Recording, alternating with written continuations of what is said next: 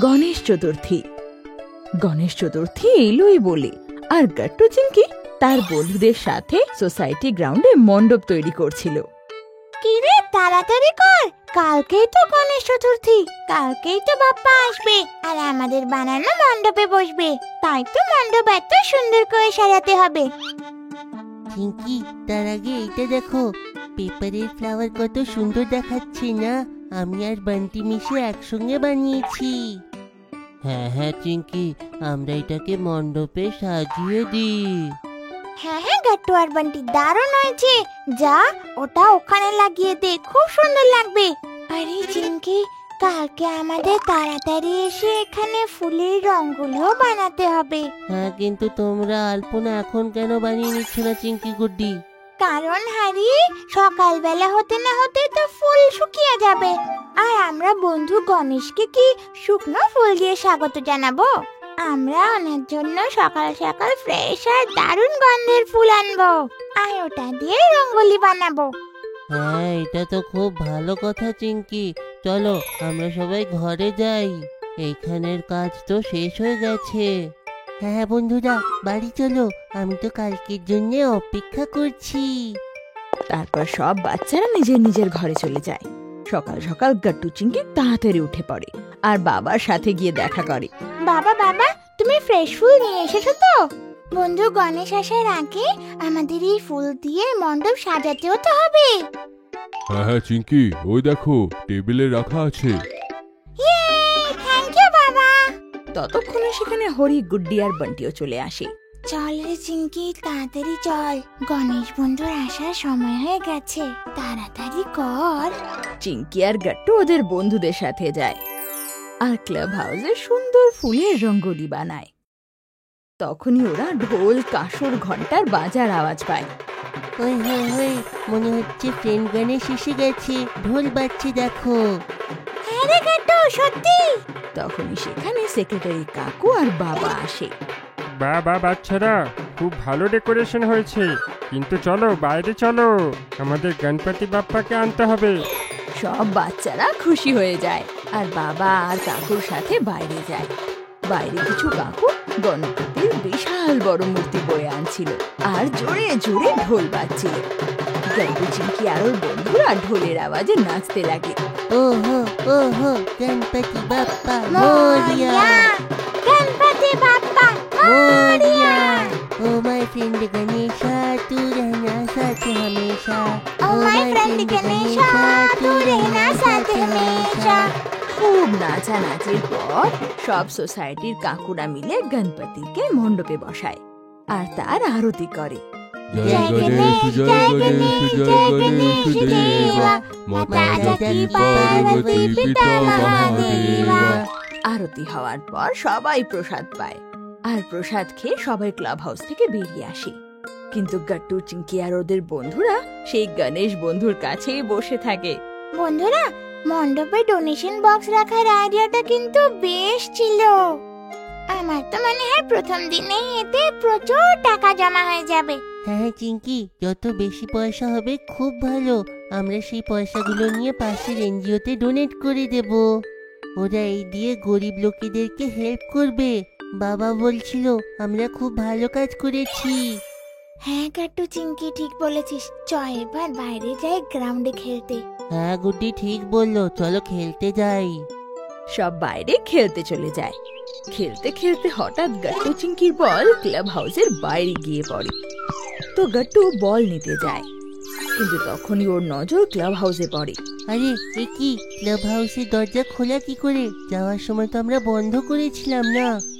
তখনই পেছন থেকে চিংকি আর বাকি বন্ধুরাও এসে পড়ে। কি হলো গাট্টু, বল পাওয়া যায় নাকি? বান্টি দেখো, ক্লাব হাউসের দরজা খোলা আর আমি ভেতর থেকে আওয়াজ পাচ্ছি, মনে হয় ভেতরে কেউ আছে, আমাদের চেক করা উচিত। সব বাচ্চারা উকি মেরে ক্লাব হাউসের ভেতরে দেখে তো অবাক হয়ে যায়। ভেতরে ডোনেশন বক্সের পাশে চোর দাঁড়িয়ে আরো ডোনেশন বক্স থেকে টাকা চুরি করছে। একে বন্ধুরা, এ তো আমাদের ডোনেশন বক্স থেকে পয়সা চুরি করছে, আমাদের এক্ষুনি গিয়ে তাকে আটকানো উচিত। এটা তো খুব খারাপ, কেউ বাপ্পার সামনে চুরি কি করে করতে পারে? চল ওকে কি আটকাতে হবে। না না বন্ধুরা, আমরা এটা করতে পারবো না, আমরা সবাই ছোট। আমাদের চোরের সামনে যাওয়া উচিত নয়। এক কাজ করা হোক, আমি আর বান্টি এখানে দাঁড়িয়ে তাকে দেখছি। আর চিঙ্কি, হারি, গুড্ডি, তোমরা তাড়াতাড়ি বাবার সেক্রেটারি আঙ্কেলকে ডেকে নিয়ে আসো, যাও। হ্যাঁ, আর যদি চোর পালানোর চেষ্টা করে তখন কি গাট্টু? তখন আমি আর বান্টি ক্লাব হাউসের দরজা বাইরের থেকে বন্ধ করে দেবো, যাও তাড়াতাড়ি। চিঙ্কি, হারি আর গুড্ডি তাড়াতাড়ি যায় আর কাকু আর বাবাকে ডেকে নিয়ে আসে। বাবা, সেক্রেটারি কাকু তাড়াতাড়ি চলো, ক্লাব হাউসে একটা চোর এসেছে আর আমাদের ডোনেশন বক্স থেকে টাকা চুরি করছে। কি? চোর ক্লাব হাউসে? তাড়াতাড়ি আমাদের সেখানে যাওয়া উচিত, চলো। বাবা আর সেক্রেটারি কাকু গিয়ে দেখে যে গাট্টু আর বান্টি ক্লাব হাউসের বাইরে দাঁড়িয়ে পাহারা দিচ্ছে। বাবা আর কাকু তখনই ভেতরে যায় আর চোরকে ধরে ফেলে। পেছন থেকে সেখানে সোসাইটির বাকি লোকেরাও এসে পড়ে। আরে কি হয়েছে? কি হয়েছেটা কি এখানে? এই চোরটা ডোনেশন বক্স থেকে চুরি করছিল। এটা কত ভুল কথা। আমরা এটা গরিবদেরকে দেওয়ার জন্য রেখেছি। হ্যাঁ, বাচ্চারা না দেখলে সব পয়সা চুরি হয়ে যেত। পুলিশকে ডাকা উচিত। সেক্রেটারি কাকুর কথা শুনে সোসাইটির কিছু লোক পুলিশকেও কল করে। কিছুক্ষণের মধ্যে পুলিশ চলে আসে আর চোরকে ধরে নিজের সাথে নিয়ে যায়। সাব্বাস বাচ্চারা, তোমরা সবাই খুব ভালো কাজ করেছো আর ডোনেশনের টাকা চুরির হাত থেকে বাঁচালে। থ্যাংক ইউ কাকু, এটা আমাদের ডিউটি। গাট্টু বাবা, খুব ভালো কাজ করলে যে তোমরা চোরের সামনে যাওনি আর আমাদের সাহায্যের জন্য ডাকলে। চোরের সামনে একলা যাওয়াটা বুদ্ধিমানী নয়। সব বাচ্চারা নিজের প্রশংসা শুনে খুশি হয়ে যায়। আর এই খুশিতে বাপ্পাকে ভোগ দেওয়ার জন্য যে সুস্বাদু মোদকটা আমি বানিয়েছিলাম, সেই প্রসাদ সবার প্রথমে গাট্টু, চিঙ্কি আর ওর বন্ধুরা পাবে। এটা শুনে তো সব বন্ধুরা আনন্দে লাফিয়ে ওঠে। মা ঘর থেকে মোদক নিয়ে আসে আর গণপতি বাপ্পাকে সবার আগে ভোগ দেয় আর তারপর সব বাচ্চাকে খেতে দেয়। আর এইভাবে গাট্টু চিঙ্কির জন্য এই গণেশ চতুর্থী আরো বেশি স্পেশাল হয়ে ওঠে। গাট্টু হলো ব্লু হাউসের ক্যাপ্টেন। আজ স্কুলে খুবই হুড়োহুড়ি হচ্ছে। এমন মনে হচ্ছিল যেন কিছু হতে চলেছে। গাট্টু, চিঙ্কি আর ওদের বন্ধুরাও জানার জন্য খুব উৎসুক ছিল যে শেষমেশ কি হতে চলেছে। তখনই টিচার ক্লাসে আসে।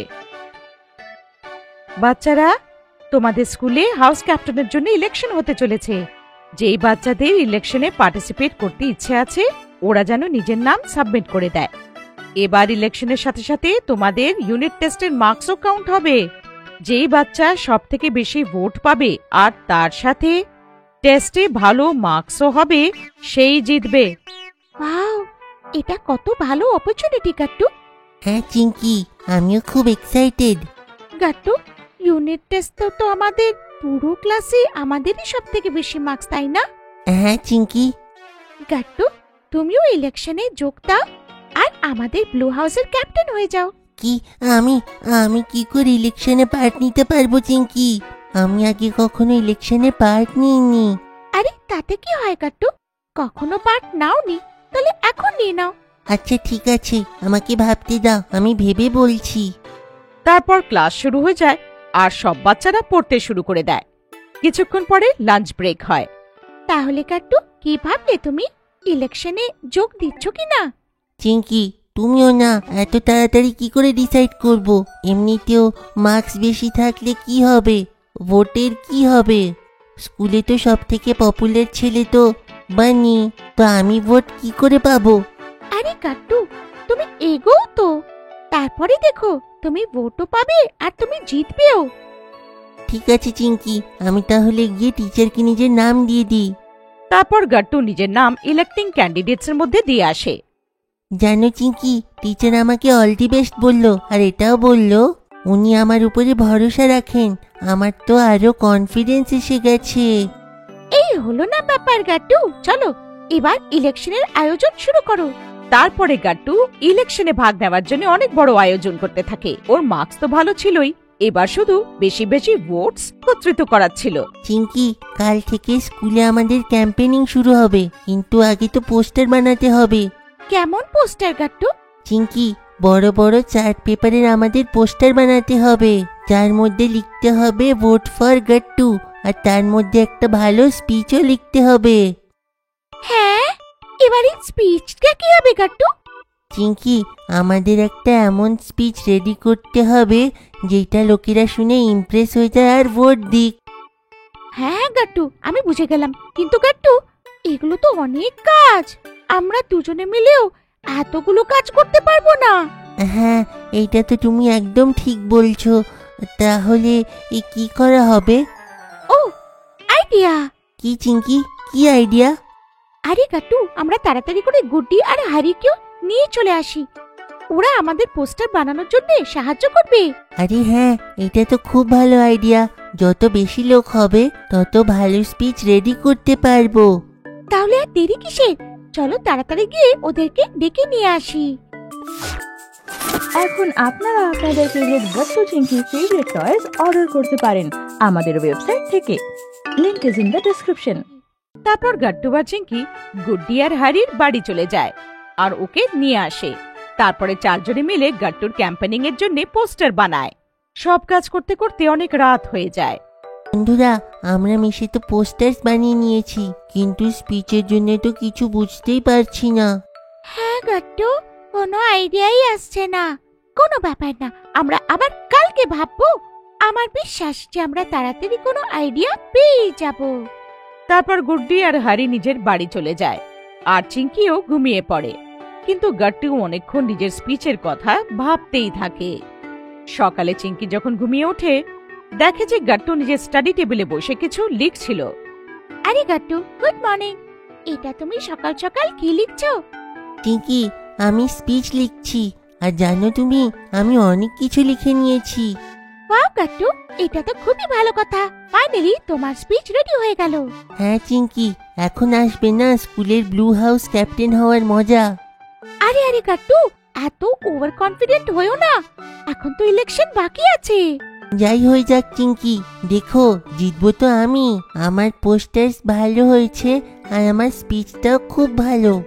ঠিক আছে Gattu, all the very best. School গিয়ে সব বাচ্চারা খুব বড় ক্যাম্পেনিং করে আর সবাই নিজের নিজের পোস্টার্স নিয়ে সারা স্কুলে ঘোরে। এইভাবে সারাটা দিন পেরিয়ে যায়। পরের দিন সব পার্টিসিপেন্টসদের স্টেজে গিয়ে নিজেদের স্পিচ দেওয়ার ছিল। তার ঠিক 2 ঘন্টা পরে রেজাল্টস অ্যানাউন্স হওয়ার ছিল। চিঙ্কি, আমি খুব নার্ভাস ফিল করছি। আমি ভালো স্পিচ দিতে পারবো তো?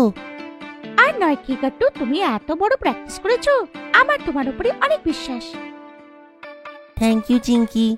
তারপর গাট্টুর টার্ন আসে আর ও নিজের স্পিচ দেয়।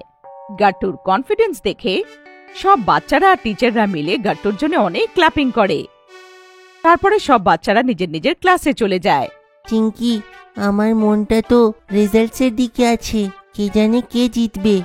কোনো ব্যাপার না গাট্টু, তুমি তো নিজের বেস্ট দিয়েছো, এখন তুমি টেনশন নিও না। গাট্টু আর চিঙ্কি কথা বলছিল, তখনই ক্লাসে টিচার আসে আর সব বাচ্চারা একদম সিরিয়াস হয়ে যায়। বাচ্চারা, ইলেকশনের রেজাল্ট এসে গেছে। গাট্টুর টেনশন আরো বেড়ে যায়। কিন্তু তখনই টিচার অ্যানাউন্সমেন্ট করে যে গাট্টুকে ব্লু হাউসের ক্যাপ্টেন বানানো হয়েছে। সব বাচ্চারাও গাট্টুর জন্য ক্ল্যাপিং করতে শুরু করে। দেখলে গাট্টু, আমি বলেছিলাম না তুমিই জিতবে। কংগ্রাচুলেশন গাট্টু। কংগ্রাচুলেশনস গাট্টু, এখন তো পার্টি হবে। থ্যাংক ইউ সো মাচ বন্ধুরা। গাট্টু চিঙ্কি গেল দুবাই। কথায় আছে যে দেশ বিদেশে ঘুরলে আমাদের জ্ঞান আরো বাড়ে, নতুন কিছু এক্সপিরিয়েন্স করা যায়, আর এতে আমাদের বুদ্ধিও বাড়ে। পাসপোর্ট হওয়ার পর থেকে গাট্টু চিঙ্কি নিজের দুবাই ট্রিপের অপেক্ষায় থাকে। আর শেষমেশ সেই দিন এসে যায় আর দুজনে তৈরি হয়ে যায়। দুজনের প্যাকিং অলমোস্ট কমপ্লিট। তো বাবা মাকে বলে, সব টিকিট, ভিসা, পাসপোর্ট সাবধানে রাখবে। মা, এই কাজটা আমি করে নিচ্ছি। চিঙ্কি তার বউ সব ডকুমেন্টস একটা প্যাকে ভালো করে রাখে। তখন মা হেসে হেসে ওকে বলে, দারুণ চিঙ্কি। গাট্টু ক্যাব ডাকে আর সব জিনিস ক্যাবে রাখতে বাবাকে সাহায্য করে। তারপর পুরো ফ্যামিলি এয়ারপোর্টের দিকে রওনা হয়। রাস্তায় তো ওরা একটা এরোপ্লেনকে আকাশে উড়তেও দেখে। তো গাট্টু চিঙ্কিকে বলে, চিঙ্কি, কিছুক্ষণে আমরা একটা এরোপ্লেনে আকাশে উড়বো। দারুণ মজা লাগবে গাট্টু। তারপর ওরা এয়ারপোর্টে ঢুকে যায়। সিকিউরিটি চেকস আর বোর্ডিং এর অন্যান্য ফর্মালিটিস পুরো করে ওরা একটা বড় এরোপ্লেনে ঢুকে পড়ে। ওয়াও, এই প্লেনটা তো খুবই বড়। যখন প্লেন রানওয়েতে খুব ফাস্টে উড়তে লাগে তখন গাট্টু চিংকি এটা দেখে খুব এক্সাইটেড হয়ে যায়। আর নিমেষের মধ্যে প্লেন আকাশের উঁচুতে উড়ে যায় আর জানলা দিয়ে বাইরে সাদা মেঘ দেখা যেতে লাগে। দেখো চিঙ্কি, আমরা মেঘের মাঝখানে উড়ছি। কিছু ঘন্টার মধ্যে ওদের ফ্লাইট দুবাইয়ে ল্যান্ড করে। আর এয়ারপোর্ট থেকে হোটেল যাওয়ার পথে মা, বাবা, গাট্টু চিংকি দুবাইয়ের উঁচু উঁচু বিল্ডিং দেখে অবাক হয়ে যায় আর খুব খুশিও হয়। হোটেলে এসে বাবা বলে, বাচ্চারা বিশ্রাম নিয়ে নাও, বিকেলে আমরা বুর্জ খলিফা দেখতে যাচ্ছি। ওয়াও, পৃথিবীর সবথেকে উঁচু বিল্ডিং। বিকেল হতে যখন মা, বাবা, গাট্টু চিংকি বুর্জ খলিফা পৌঁছায় তো বুর্জ খলিফার হাইট দেখে সবার চোখ ছানা বড়া হয়ে যায়। এমন মনে হচ্ছিল যেন বুর্জ খলিফায় চড়ে সোজা আকাশ ছোঁয়া যাবে। তো বাচ্চারা, কেমন লাগছে এই বুর্জ খলিফা? ও মাই গড, আমি যা ভেবেছিলাম এর থেকে অনেক বেশি অ্যামেজিং এই বিল্ডিংটা। সেদিন তো টিভিতে দেখে বিশ্বাস হচ্ছিল না যে কোনো বিল্ডিং এত লম্বা হতে পারে, কিন্তু আজকে তো চোখের সামনে দেখলাম। হ্যাঁ সোনারা, বুর্জ খলিফা 800 মিটার থেকেও বেশি উঁচু। চলো এবার ভেতরে যাই আমরা। আর এটা বলি মা, বাবা, গাট্টু চিংকি বুর্জ খলিফার ভেতরে চলে যায় আর লিফটের ভেতরে গিয়ে সোজা অবজারভেশন ডেস্কে চলে যায়, যা লেভেল 125 ছিল, যেখান থেকে পুরো দুবাইয়ের একটা দুর্দান্ত দৃশ্য দেখতে পায় ওরা। এইটা কত ইনক্রেডিবল ভিউ না চিঙ্কি? হ্যাঁ রে গাট্টু, এখান থেকে তো কত বড় বড় বিল্ডিংস ছোট্ট ছোট্ট পুতুলের মতো লাগছে। বুর্জ খলিফার সেই না ভুলতে পারা দৃশ্য দেখার পর ওরা বুর্জ খলিফার সামনে ওরা দুবাই ফাউন্টেন শো দেখতে যায়। দুবাই ফাউন্টেন শো বড় বড় বিল্ডিং এর মাঝখানে একটা বড় লেকে হয়, যেখানে মিউজিক আর লাইটের সাথে সুন্দর ফোয়ারা বেরোয় আর মনে হয় যেন যে জলগুলো মিউজিকের সাথে লাফালাফি করছে। ওই দেখো চিঙ্কি, ওই ফোয়ারাটা কত উঁচুতে গেল। হ্যাঁ, আর মিউজিকের সাথেও ফোয়ারার ডাইরেকশন গুলো চেঞ্জ হচ্ছিল। আরে এর মধ্যে কিছু ফোয়ারা 150 মিটার হাইট অব্দিও যায়, যেটা অলমোস্ট 40 তলা বিল্ডিং এর সমান হয়। ফোয়ারার পরের জলের ধারা বেরোতেই বাবা বলে, এই দুবাইয়ের ফাউন্টেন শো পৃথিবীতে সবথেকে বড় choreograph fountain show.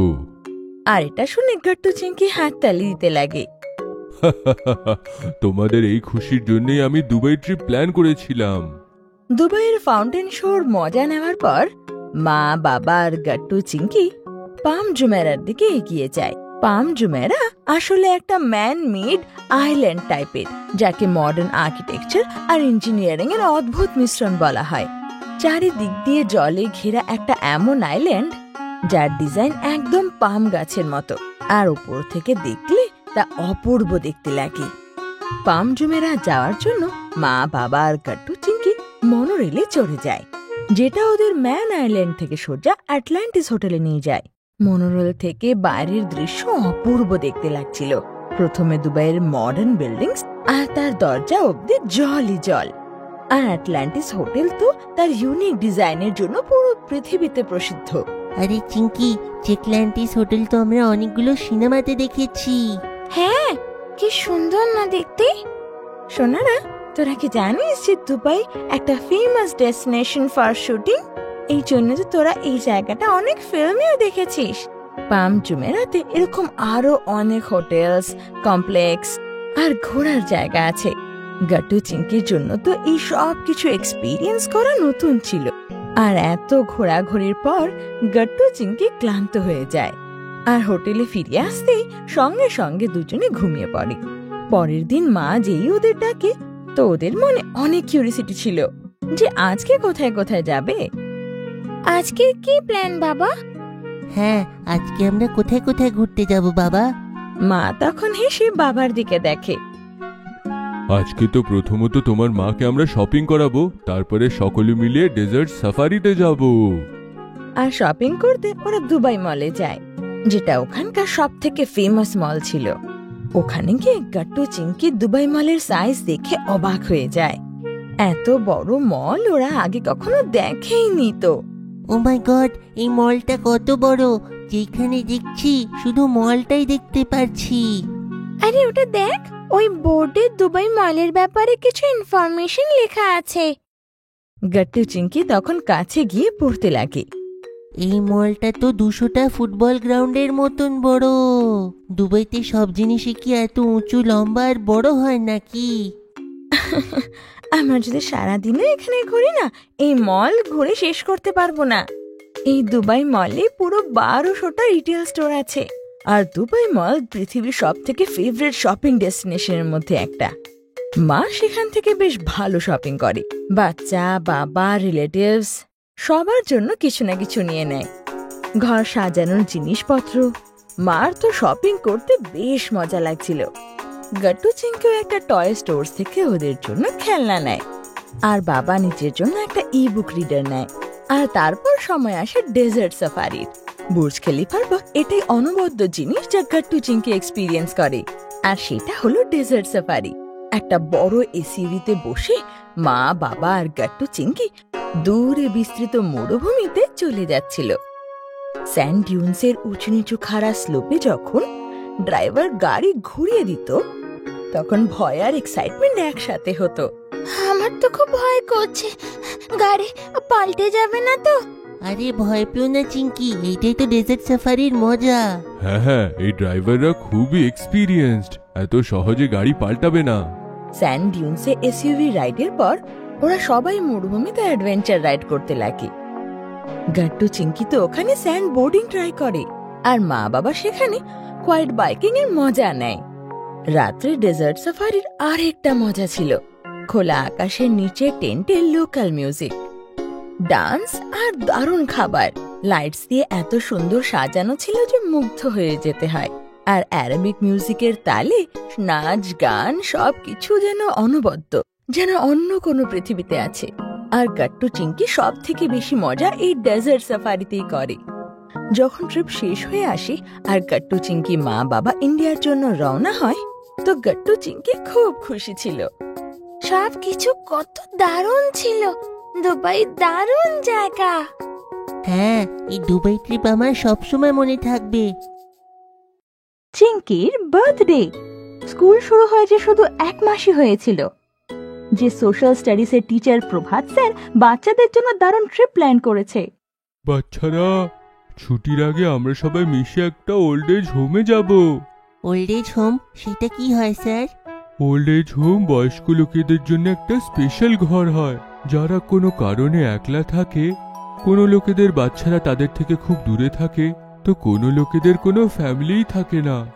Old age হোমে এমন লোকেদের কেয়ারও হয়ে যায়, আর ওনাদের সঙ্গে থাকার জন্য অন্য লোকেদেরও পেয়ে যায়। প্রভাত স্যারের সাথে স্কুল বাসে বসে সব বাচ্চারা সন্ধ্যা বৃদ্ধাশ্রমে যায় আর দেখে যে কত বয়স্ক লোকরা নিজের পরিবার থেকে দূরে থাকে, আর ওদের চোখে চিরজীবনের যেন একাকিত্ব ভরে। গাট্টু চিংকি আর বাকি বাচ্চারা তাদের দিদা, দাদু, ঠাকুরদা, ঠাকুমাকে নিজেদের পরিবারের সাথে থাকতে দেখেছে, কিন্তু আজ জানতে পারল যে এত বয়স্ক লোকরা ওল্ড এজ হোমেও থাকে।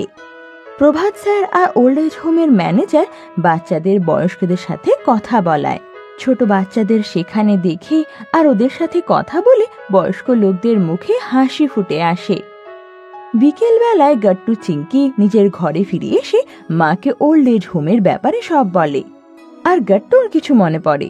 আরে চিংকি, 2 দিন পরে তো তোমার বার্থডে আসছে। আরে হ্যাঁ, চিংকির বার্থডে তো 2 দিন পরেই আছে। ওর বার্থডে পার্টি একদম দারুণ করা হবে। মা, ওল্ড এজ হোমে থাকা সেই বয়স্ক লোকরাও তাদের পরিবারের বার্থডে পার্টি মিস করে না? চলো না, এইবারের বার্থডে পার্টি ওনাদের সাথেই পালন করি। এটা তো দারুণ কথা চিংকি, কিন্তু আমরা ওই ওল্ড এজ হোমের সাথে কি করে কথা বলবো? তুমি চিন্তা করো না মা, আমি প্রভাত স্যারের সঙ্গে আইডিয়া ডিসকাস করব। পরের দিন গাট্টু প্রভাত স্যারকে চিংকির বার্থডে প্ল্যানের কথা বলে, আর প্রভাত স্যারও চিংকির আইডিয়া শুনে খুব খুশি হয়। আরে, এটা তো খুব ভালো আইডিয়া গাট্টু। আমি এক্ষুনি ওল্ড এজ হোমের ম্যানেজারের সঙ্গে কথা বলছি। গাট্টু নিজের আর চিংকির বন্ধুদেরও এই ব্যাপারে জানায় যে চিংকির বার্থডে পার্টি এবার আলাদা ধরনের হতে চলেছে, আর সবাইকে বিকেল বেলা 5টার সময় নিজের ঘরে ইনভাইট করে। আর শেষমেশ চিংকির সেই বার্থডে এসেই যায়। সকাল সকাল চিঙ্কি ঘুম থেকে উঠে সবার আগে মা বাবার থেকে আশীর্বাদ নেয়। হ্যাপি বার্থডে মা। Happy birthday Chinki. দেখো তো টেবিলের উপরে কি রাখা। চিঙ্কি তখন টেবিলের দিকে এগিয়ে যায়, যেখানে কালারফুল পেপার দিয়ে একটা বক্স র্যাপ করা ছিল, যেখানে লেখা ছিল হ্যাপি বার্থডে চিঙ্কি। আরে বাহ, সারপ্রাইজড গিফট। কি এটা? আরে প্যাকেট খুলে তো দেখো। চিঙ্কি খুব এক্সাইটেড হয়ে প্যাকেট খোলে। ভেতরে একটা বই ছিল, ইন্সপিরেশনাল উইমেন অফ ইন্ডিয়া। এই বইয়ের মধ্যে মাদার টেরিজা, কিরণ বেদির থেকে নিয়ে ম্যারি কম আর ইন্দিরা নূয়ির লাইফ স্টোরি আছে। তোমার মধ্যেও আমি সেই স্পার্ক দেখতে পাই যে তুমি দেশ আর সমাজের জন্য কিছু একটা ভালো করবে। থ্যাংক ইউ পাপা, এই বার্থডে গিফটটা আমার খুব ভালো লেগেছে। কিছুক্ষণ পর গাট্টু, চিঙ্কি, মা, বাবা পাশেরই একটা মন্দিরে যায়। সবাই মিলে পুজো করে আর পুরোহিত মশাই সবাইকে প্রসাদ দেয়। তখনই প্রভাত স্যারের কল আসে। গাট্টু ওনার সাথে কথা বলে মা, বাবা আর চিঙ্কিকে জানায়। প্রভাত স্যার এক্ষুনি ইনফর্ম করলো ওল্ড এজ হোমের লোকেরা চিঙ্কির বার্থডে সেখানে অ্যারেঞ্জ করার জন্য রাজি হয়ে গেছে। আরে বাহ, তাহলে তো চিঙ্কির বার্থডে পার্টি খুবই ভালো হবে আজকে। চিঙ্কি আর মা এই কথা শুনে খুব খুশি হয় আর ফেরত আসার সময় বিকেলবেলার বার্থডে পার্টির জন্য কেক, ফ্লাওয়ার্স, বেলুনস আর অনেক জিনিস কিনে নেয়। বিকেল 5টার সময় প্রভাত স্যার আর গাট্টু, চিঙ্কির আরো 4-5টা বন্ধু ওদের ঘরে চলে আসে। সবাই ওকে উইশ করে। তারপর বাবা আর প্রভাত স্যারের কারে বসে সন্ধ্যা বৃদ্ধাশ্রমে পৌঁছে যায়। ওল্ড এজ হোমের ম্যানেজার আগের থেকেই সবাইকে চিঙ্কির বার্থডে পার্টি সম্পর্কে বলে দিয়েছিল আর সব বয়স্করা হলে জমা হয়ে গিয়েছিল। Happy birthday Chinki. আমাকে যখন প্রভাত স্যার তোমার আইডিয়ার ব্যাপারে বললো তো আমার খুব ভালো লাগলো। দেখো তোমার বার্থডে সেলিব্রেট করার জন্য এইখানে কত লোকেরা এসেছে। চিঙ্কি দেখে যে ওই সব বয়স্করা আজ খুব খুশি ছিল। এমন মনে হচ্ছিল যেন ওরা অনেক বছর পর কোনো বাচ্চার বার্থডে পার্টিতে জয়েন করেছে। এরই মধ্যে মা টেবিলে কেক আর ক্যান্ডেল সাজিয়ে দেয়। ওদিকে গাট্টু আর গাট্টুর বন্ধুরা হলকে বেলুন আর ফ্লাওয়ার্স দিয়ে সাজিয়ে দেয়। তারপর চিঙ্কি কেক কাটে আর সবাই খুব আনন্দে ওকে বার্থডে উইশ করে। তারপর মা আর গাট্টু মিলে প্লেটে কেকস, ওয়েফার্স, সিঙ্গারা আর আরো দারুণ দারুণ খাবার রেখে দেয় আর এক এক করে সবাইকে দিয়ে দেয়। ওদিকে গাট্টু আর চিঙ্কির বন্ধু হরি আর রাজু একদিকে মিউজিক সিস্টেম আর স্পিকার সেট করে আর একটা রকিং গানে গাট্টু আর হরি নাচানাচি শুরু করে দেয়। চিঙ্কি, মা, বাবা আর প্রভাত স্যারের সাথে সাথে সব বয়স্করাই এটা খুব এনজয় করছিল আর তালি বাজিয়ে গাট্টু আর হরিকে উৎসাহ দিচ্ছিল। তখনই হঠাৎ মিউজিক বন্ধ হয়ে যায় আর লাইটও চলে যায়। চারিদিক অন্ধকার। আরে এটা কি হলো? ও গড, এই পাওয়ার কাটটাও এখনই হওয়ার ছিল। আজকাল এই এরিয়াতে খুবই পাওয়ার কাট হচ্ছে। কারেন্ট গেলে 1-2 ঘন্টা পরেই আসে। ও নো, পার্টির মজাটাই তো গেল। আর তখন একটা বয়স্ক লোক বলে, আরে চিঙ্কির বার্থডে পার্টি এমন কি করে খারাপ হবে? এইটা তো চিঙ্কির স্পেশাল বার্থডে পার্টি। আর 3-4টে আরো বয়স্ক লোকের সাথে তিনি কোথাও একটা যান আর 5 মিনিটের মধ্যে ক্যান্ডেল নিয়ে চলে আসে। আর আস্তে আস্তে পুরো ঘরের চারিদিকে অনেক ক্যান্ডেলস লেগে যায় আর সেই আলোতেই পুরো ঘর ঝকমক করে ওঠে। তখন অন্য একটা দাদু শাম্মী কাপুরের পুরনো গান গাইতে লাগে আর বাকিরা তালির সাথে সেই গানের বিট দিতে লাগে আর সবাই আবার আগের মতো আনন্দ করতে লাগে। অন্য একটা দাদু খুব দারুণ একটা কৃষ্ণ ভজন গায়, আবার অন্য একটা দাদু বাঁশি বাজায়। আর সেই সঙ্গীত সন্ধ্যায় সবার দারুণ মজা লাগছিল। আর কিছুক্ষণ পর যখন লাইটস আসে সবাই মিলে চিঙ্কিকে খুব আশীর্বাদ করে। মা, অনেক বছর পর এমন মনে হলো যেন আমরা আমাদের ফ্যামিলির বার্থডে পার্টিতে এনজয় করছি। তুই সত্যি আমাদের খুব খুশি করেছিস। হ্যাঁ মা চিঙ্কি, ভগবান যেন তোর সব ইচ্ছে পূরণ করে। তোমাদের মতো বাচ্চারাই তো বড় হয়ে আমাদের সমাজের জন্য ভালো ভালো কাজ করে। খুব ভালো হোক তোর। হ্যাঁ চিঙ্কি, ঠাকুর তোমাকে খুব আনন্দ দিক। তোমার মতন বাচ্চারাই বড় হয়ে সমাজের জন্য কিছু একটা ভালো কাজ করে। এই সব শুনে চিঙ্কির মা বাবাও খুব প্রাউড ফিল করে। চিঙ্কি, এনাদের ভালোবাসা আর আশীর্বাদের থেকে বড় গিফট আজ তো কিছুই হতে পারে না। আর এটা শুনে চিঙ্কির মুখেও খুব বড় হাসি এসে যায়, আর সবাই মিলে বলে, happy birthday Chinki. Chess champion Chinki. বৃষ্টির মরশুমে হঠাৎ করে খুব কড়া রোদ বেরিয়ে আসলো। এই হঠাৎ আবহাওয়ায় চেঞ্জে বাচ্চারা খুব অসুস্থ হলো। অনেক বাচ্চাদের সর্দি জ্বর হচ্ছিল। চিঙ্কিও যখন একদিন স্কুল থেকে বাড়ি ফিরল, ওর খুব কাশি হচ্ছিল। আরে চিঙ্কি, তোমার শরীর তো খারাপ মনে হচ্ছে। হ্যাঁ মা, দুপুর থেকে গলায় কেমন যেন লাগছে। কোনো ব্যাপার না, আমি তুলসী পাতা, আদা, কালো গোলমরিচ দিয়ে কাড়া বানিয়ে দিচ্ছি। এটা খেয়ে সন্ধ্যের মধ্যে কাশি দূর হয়ে যাবে। কিন্তু সন্ধ্যেবেলা চিঙ্কির শরীর আরো খারাপ হয়ে যায়, আর ওর জ্বরও হয়ে গিয়েছিল। বাবা ফ্যামিলি ডক্টরকে ডাকলো, আর সে চিঙ্কির পুরো চেক আপ করলো।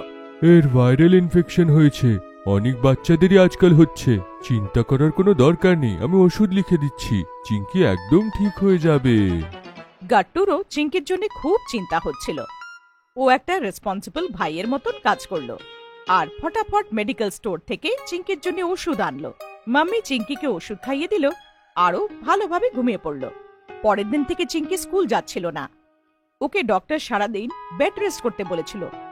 গাট্টুও স্কুল থেকে বাড়ি এসে চিঙ্কির সাথে সারা সময় কাটাতো। চিঙ্কি যেন বোর না হয়ে যায়, তাই গাট্টু ওকে স্টোরি বুক আর ম্যাগাজিন থেকে ইন্টারেস্টিং গল্প শোনাতে থাকতো। এইভাবে গাট্টুকে চিঙ্কির খেয়াল রাখতে দেখে মা খুব খুশি হতো। একদিন গাট্টু একটা খুব ইন্টারেস্টিং জিনিস নিউজ পেপারে পড়লো, আরও চিঙ্কিকে ওই ব্যাপারটা বলল। আরে চিঙ্কি, আমি এমন কম্পিউটারের বিষয়ে জানলাম যে চেস খেলতে পারে। তাই? হ্যাঁ চিঙ্কি, সায়েন্টিস্ট এমন কম্পিউটার বানিয়েছে যে মানুষের মতন চেস খেলতে পারে, যার নাম ডিপ ব্লু। আর একবার সে ওয়ার্ল্ড চ্যাম্পিয়নকেও চেসে হারিয়ে দিয়েছিল। আরে বাহ, আমারও চেসের গেম খুব ভালো লাগে। আমি তোমার ফোনে চেসের অ্যাপ ইনস্টল করে দেব, তুমি একলা বসে বসেও তাতে তুমি চেস খেলতে পারবে।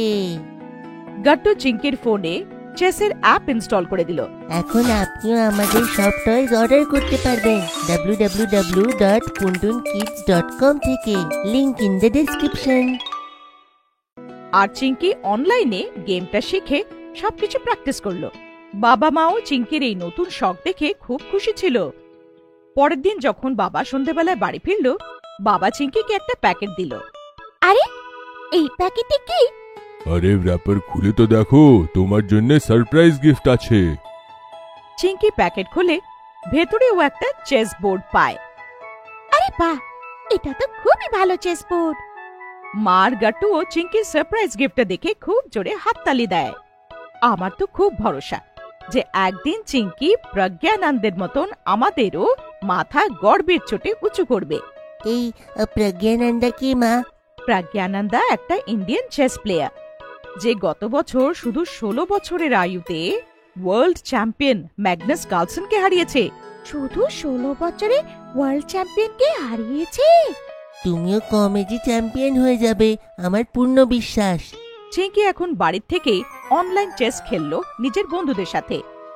কিছু দিনের মধ্যে চিঙ্কির গেম এত ইমপ্রুভ হলো যে স্কুলের লোকেরা ওর খুব প্রশংসা করলো।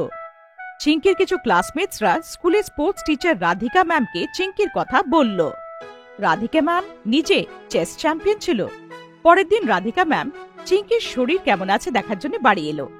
ডক্টরের মেডিসিনে চিঙ্কির হেলথ অনেক ইমপ্রুভ হয়ে গিয়েছিল, কিন্তু এখনো ও ঠিক হতে আরো 3-4 দিন লাগবে।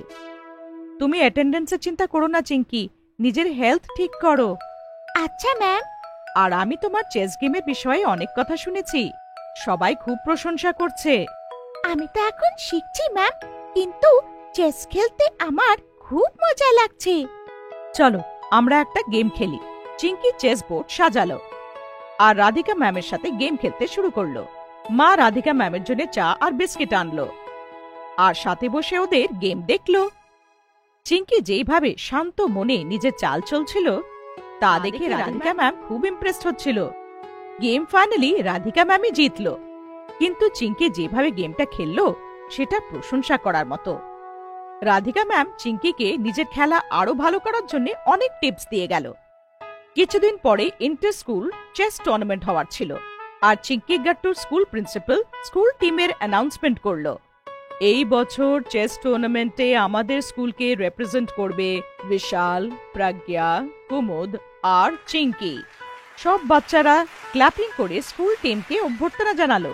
কংগ্রেচুলেশন চিঙ্কি, আমার পুরো বিশ্বাস ছিল যে তোমার সিলেকশন নিশ্চয়ই হবে। যেখানে অনেক বাচ্চারা চিঙ্কির নাম শুনে খুব খুশি ছিল, কিছু টিচার্সরা চিঙ্কির ব্যাপারে একটু সন্দেহ জাগালো। হিস্ট্রি টিচার সন্ধ্যা ম্যাম বলে, চিঙ্কি তো খুব ছোট, এত কম বয়সে ক্লাব টুর্নামেন্টে সিনিয়রদের সামনে কি করে টিকবে? চিঙ্কি এজ ওয়াইজ হতো ছোট, কিন্তু ওর মাথা অনেক খেলে। আমি নিশ্চিত চিঙ্কি আমাদের স্কুলের অনেক নাম করে আসবে। পরের সানডেতে টাউন হলে ইন্টার স্কুল চেস টুর্নামেন্ট শুরু হলো। চিঙ্কিকে সাহস দেওয়ার জন্য মা, বাবা আর গাট্টু এসেছিল, আর সাথে স্কুল টিমের অন্য মেম্বাররাও আর রাধিকা ম্যামও। ফার্স্ট রাউন্ডেই স্কুল টিমের কুমুদ আর বিশাল ম্যাচগুলো হেরে গেল। প্রজ্ঞা খুবই দারুণ খেলা খেলল আর সেকেন্ড রাউন্ডের জন্য কোয়ালিফাই করে গেল, কিন্তু চিঙ্কির ম্যাচ সেন্ট পল স্কুলের পিটার ভেগাসের সাথে হলো, যে লাস্ট ইয়ারের সেমিফাইনালিস্ট। পিটার ওভার কনফিডেন্সে নিজের বন্ধুদেরকে বলল, এই ছোট মেয়েটা তো আধা ঘন্টাও আমার সামনে থাকতে পারবে না। ওর সাথে দাঁড়ানো লোকেরা চিঙ্কির দিকে তাকিয়ে হাসতে শুরু করলো, কিন্তু খেলা শুরু হওয়ার সাথে সাথে চিঙ্কি এমন ঘোরালো যে পিটার ফেঁসে গেল। ও দেখেই ছিল না যে চিঙ্কির কুইন কিভাবে পিটারের হাতে এসে একটা ভয়ানক জাল বুনছিল। 15 মিনিট পরেই পিটার চেকমেট হয়ে গেল। সেকেন্ড রাউন্ডেও যখন চিঙ্কি নিজের অপোনেন্টকে হারিয়ে সেমিফাইনাল রাউন্ডে জায়গা বানালো, তখন টুর্নামেন্টের ওর নামের চর্চা হতে শুরু করলো। অন্যদিকে চিঙ্কি স্কুলের অন্য প্লেয়ার প্রজ্ঞা নিজের ম্যাচ হেরে গেল, আর এবার মেডেল জেতার দায়িত্ব শুধু চিঙ্কির উপরেই থাকলো। সেমিফাইনালে চিঙ্কির ম্যাচ রুবিনার সাথে ছিল, যে চিঙ্কির মতনই প্রথমবার এই টুর্নামেন্টে পার্টিসিপেট করছিল, কিন্তু ওর অ্যাটাকিং মুভসের খুব চর্চা হচ্ছিল। ম্যাচের আগে রাধিকা ম্যাম চিঙ্কিকে বোঝানোর জন্য বলে, চিঙ্কি, এই মেয়েটা রুবিনার অ্যাটাকিং মুভস খুব ডেঞ্জারাস, কিন্তু ম্যাম, আমি সিসিলিয়ান ডিফেন্স স্ট্র্যাটেজি দিয়ে গেমটা ওপেন করব। দেখি রুবিনাতে কত পেশেন্স আছে। খেলা শুরু হলো, আর রুবিনা একের পর এক অ্যাটাকিং মুভস করতে লাগলো, কিন্তু চিঙ্কির অ্যান্টিসিপেশন খুব শার্প ছিল। ও যেভাবে নিজের সিসিলিয়ান ডিফেন্স বানিয়ে রেখেছিল, তার থেকে রুবিনার ধৈর্য ভাঙতে শুরু করলো। হঠাৎ করে রুবিনা ভুল করতে শুরু করলো, আর তার ফায়দা উঠিয়ে চিঙ্কি রুবিনার কিলাটা ভেঙে দিল। সবাই হয়রান হয়ে গেল যে চিঙ্কি এত শান্তভাবে রুবিনাকে কি করে হারিয়ে দিল। তারপর ফাইনাল গেম শুরু হলো। এইবার চিঙ্কির সামনে ছিল শানায়া ভার্মা, গত বছরের চ্যাম্পিয়ন। ও শুধু চিঙ্কির থেকে 4 বছর বড়ই ছিল না, বরং 2 বছর ধরে ও গোল্ড মেডেল জিতেই আসছিল। চিঙ্কি শানায়ার স্ট্র্যাটেজিগুলো বুঝতে পারছিল না, আর আস্তে আস্তে শানায়া গেমের উপরে মজবুত ধরে নিল। ও চিঙ্কির 2টো বিশপ আর একটা নাইটকে উড়িয়ে দিল, আর চিঙ্কি শানায়ার শুধু 3টে পনেই নষ্ট করতে পেরেছিল। গেমটা আস্তে আস্তে শানায়ার দিকে চলে যেতে দেখে গাট্টু বাবা আর মায়ের চেহারায় চিন্তা ছেয়ে গেল। কিন্তু তখনই রাধিকা ম্যাম বলল, চিঙ্কি একটা হাই রিস্ক মুভ বানাচ্ছে, আর যদি এটা কাজ করে যায়, ওর কবজা সিধা শানায়ার কুইনে হবে। আসলে চিঙ্কিকে এই মুভটা রাধিকা ম্যামই শিখিয়েছিল, আর ওনার আন্দাজ একদম ঠিক হলো। চিঙ্কি কিছুক্ষণ পরেই শানায়ার কুইনটাকে উড়িয়ে দিল। শানায়ার পুরো গেম ওর কুইনের উপরেই টিকেছিল, আর চিঙ্কির এই মুভের পরেও ও একদম গন্ডগোলে পড়ে গেল। চিঙ্কি কিছুক্ষণের মধ্যে শানায়াকে চেকমেট করে দিল, আর টাউন হল লোকেদের করতালিতে একদম মেতে গেল। চিঙ্কিকে চিফ গেস্ট গোল্ড মেডেল পড়ালো, আর এইটা দেখে বাবা, মা, গাট্টু আর রাধিকা ম্যাম খুব খুশি হলো। আর এখন তো চিঙ্কি স্টেট লেভেল জুনিয়র চ্যাম্পিয়নশিপের জন্য কোয়ালিফাই করে গেল। খুব ভালো চিঙ্কি, নিজের শরীর খারাপের সময় তুমি একটা নতুন স্কিল শেখার জন্য চেষ্টা করলে, আর আজ ওটা দিয়ে চ্যাম্পিয়ন হয়ে গেলে। We are proud of you Chinki. Homemade pizza. Gattu আর চিঙ্কি স্কুল থেকে বাড়ি ফিরে আসে। দুজনে খুব খুশি হয়, কারণ আজ ওদের হাফ ইয়ারলি এক্সামের রেজাল্ট বেরিয়েছিল। মা মা কোথায় তুমি? মা আমাদের রেজাল্ট এসে গেছে। আরে আসছি বাবা, কত চিৎকার করছো। মা মা তাড়াতাড়ি এসো না। আরে এসে গেলাম বাবা, স্কুল থেকে এসেই একদম হল্লা। মা আমি ক্লাসে 3rd এসেছি। আর আমি ফার্স্ট। আরে বাহ, আমি তো এটা জানতাম। লাভ ইউ বাচ্চারা। লাভ ইউ টু মা। তুমি কি করে জানলে? আমি তোমাদের দুজনেরই মা, বুঝলে? এত মন লাগিয়ে পড়াশোনা করেছিলে তোমরা দুজনে, ভালো নম্বর তো আসতোই। কিন্তু মা আমার ফার্স্ট আসার ছিল। এখন আরো মন লাগিয়ে পড়াশোনা করো, ফাইনাল এক্সামে তখন তুমি ফার্স্ট আসবে। না, আমি তবুও ফার্স্ট আসবো। হ্যাঁ হ্যাঁ ব্যাস, এবার নিজেদের মধ্যে লড়াই করো না। আমি তোমাদের দুজনের জন্য একটা সারপ্রাইজ জিনিস বানিয়েছি। তাড়াতাড়ি ফ্রেশ হয়ে ডাইনিং টেবিলে চলে এসো। সারপ্রাইজ? ওয়াও, আমি এক্ষুনি আসছি। তোমার থেকে আগে আমি এসে যাব। চলো দুজনে টাইম রেস করি। হে ভগবান, সব জায়গায় কম্পিটিশন। দুজনে দৌড়ে নিজেদের ঘরের দিকে দৌড়ে পালায়। ওইদিকে মা টেবিলে সারপ্রাইজটাকে ঢেকে রেখে দেয়। চিঙ্কি দৌড়ে আসে। আমি ফার্স্ট এলাম। হ্যাঁ হ্যাঁ, তুমি নিচের চেয়ারে বসে পড়ো। গাট্টুও দৌড়ে দৌড়ে চলেই আসে। আমি এসে গেলাম। কি সারপ্রাইজ মা? প্লেট সরিয়ে নিজেই দেখো। ওয়াও, এটা তো পিৎজা। পিৎজা আমার ফেভারিট। এত সুন্দর সারপ্রাইজ মামি। Love you. Love you too বাচ্চারা। দুজনে একদম খুশি হয়ে পিৎজা খেতে শুরু করে। ওয়াও মা, এটা টেস্ট তো কত ভালো। এর মধ্যে তুমি কতগুলো ভেজিটেবলস ঢেলেছো। ওয়াও মা, বাজার থেকে আনলে তো একটাই টপিংস দেয়। তুমি কত টেস্টি পিৎজা বানিয়েছো। তোমাদের দুজনের ভালো লাগলো? হ্যাঁ মা, মজা এসে গেল। কিন্তু এটা তুমি কি করে বানালে? আমাকেও শেখাও, আমি তোমাকে পিৎজা বানিয়ে খাওয়াবো। তুমি এখন খুব ছোট। মা আমাকেও বলো, আমি এখন গ্রোন আপ বয়। ঠিক আছে, শিখিয়ে দেবো, কিন্তু প্রমিস করো একলা তোমরা কোনোদিনও বানাবে না। আমার সামনে তোমরা যা বানাবার বানাবে। প্রমিস মা। তাহলে সব থেকে আগে যেসব টপিংস আর সবজি আমাদের পছন্দ ওইসব এক জায়গায় করে নাও। যেমন চিঙ্কি তোমার মাশরুম আর শিমলা মির্চ বেশি পছন্দ, তুমি সেটা নিয়ে নাও। গাট্টু তুমি তো পেঁয়াজ আর টমেটো পছন্দ করো। সসেসও সব বাজারে পাওয়া যায়। তাছাড়া তোমাদের যা পছন্দ, যেমন ব্রকলি, কর্ন, ওইসবও নিতে পারো। ওয়াও, কত মজা আসবে। এই সব তো সুপারমার্কেটে পাওয়া যাবে, তাই না মামি? হ্যাঁ, ওখান থেকে সব জিনিসপত্র আর পিৎজার বেসটা নিয়ে আসবো। আমি বেসটাও বানাতে পারি, কিন্তু ওইটা পরে শেখাবো, যখন তোমরা দুজনে বড় হয়ে যাবে। এখন কেন না মা?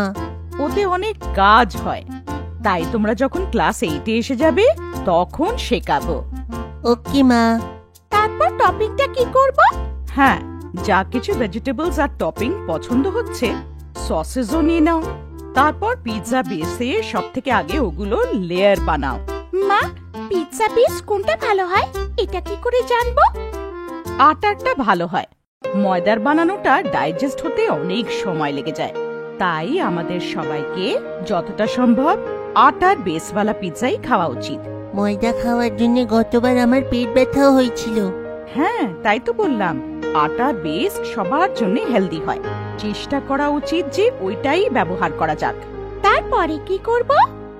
বেসে সব থেকে আগে নিজের পছন্দ মতো চাটনি কিংবা সস লাগাও। তার উপরে সব সবজিগুলো সাজিয়ে দাও একদম ভালো করে। মা, চিজ? হ্যাঁ, চিজটা তার উপরে ছেঁচে দিতে হয়। ওটা কি করে? ওটা রান্নাঘরের একটা গ্রেটার পাওয়া যায়, ওতে ছেঁচে দেয়। ওই মেশিনটা দিয়ে যত ছোট করা যায় ওই সব দিয়ে এগুলো করা হয়। মা, কত ইয়ামি লাগে চিজ। হ্যাঁ, কিন্তু ওটাও লিমিটে খেতে হবে বাবা, তার থেকে ফ্যাট বাড়ে। চিঙ্কি গোলু মোলু মোটা হয়ে যাবে, তাই না মা? তাই না? হ্যাঁ, কিন্তু আমার তো চিজ টেস্টি লাগে। হ্যাঁ, খাও না বাবা, সব জিনিস নিজের মাত্রায় খাওয়া উচিত। এবার তোমরা তোমাদের পিৎজা শেষ করো। একটা পিৎজা আমি তোমাদের চোখের সামনে বানাবো, আমাকে ওটা বানানোর জন্য তোমরা হেল্প করো, শিখে যাবে। ওয়াও। দুজনেই তাড়াতাড়ি নিজেদের লাস্ট স্লাইস খেয়ে নেয়। চলো এবার রান্নাঘরে যাই আরো একটা ফ্রেশ পিৎজা বানানোর জন্য। তারপরে 3 জনে রান্নাঘরে এসে যায়। এই আমি নিলাম বেস সব থেকে আগে। এবার এটার উপরে কি করব বলো তোমরা দুজনে? আমি সস লাগাই মা। হ্যাঁ করো। চিংকি মেয়োনিজটা ঢালে আর চিলি সস লাগিয়ে দেয়। মা, আমি ব্রোকলি ডেকোরেট করে দিয়েতে। টমেটো আর মাশরুম আমি লাগাবো গাট্টু। হ্যাঁ বাবা, দুজনে করে নিও, একটা একটা করে। তারপরে দুজনে এক এক করে টমেটো, পেঁয়াজ, শিমলা মির্চ, মাশরুমে একটা একটা লেয়ার লাগিয়ে নেয়। কত সুন্দর দেখাচ্ছে পিৎজা। হ্যাঁ গাট্টু, মজা এসে গেল। আমি চিজ গ্রেট করে দিই। না বাবা, তোমরা ছোট, হাত কেটে যাবে। আমি চিজটা গ্রেট করে দিচ্ছি, তোমরা পিৎজার উপরে ঢেলে দিও। ওকে মামি। মা চিজটা কাদ্দুকাস করে দিয়ে দেয়, দুজনে মিলে পিৎজার উপরে ছড়িয়ে দেয়। এবার কি করতে হবে মামি? এবার এটাকে ওভেনে রাখবো। এটা তুমি কি পরছো মা? এইটা গ্লাভস। সব সময় মনে রেখো, ওভেনে প্লেট রাখার সময় আর বার করার সময় হাতে গ্লাভস পরা খুবই দরকার। না পড়লে কি হয়ে যাবে মা? আরে হাত পুড়ে যাবে বাবা। আর তোমাদের তো এখন ওভেন ইউজ করাই উচিত না। তোমরা আমাকে এখন দেখো, ওভেনে পিৎজাটা হতে শুরু করে আর দুজনে লাফাতে থাকে। চিংকি দেখো, প্লেটটা ভেতরে ঘুরছে। হ্যাঁ গাট্টু, আমি তো সুগন্ধও পাচ্ছি। ব্যাস আর 5টা মিনিট, তারপরে আমরা তিনজনে মিলে এটাকে খাবো। কিছুক্ষণের মধ্যে পিৎজা রেডি হয়ে যায় আর মা প্লেটে নিয়ে ওটা কাটার দিয়ে কাটতে শুরু করে। আচ্ছা, তাহলে স্লাইসটা এমন করে বানাই। হ্যাঁ মা, চলো এবার ডাইনিং টেবিলে। গাট্টু আর চিংকি নিজেদের চেয়ারে গিয়ে বসে পড়ে। মা দুজনের প্লেটে একটা একটা স্লাইস রেখে দেয়।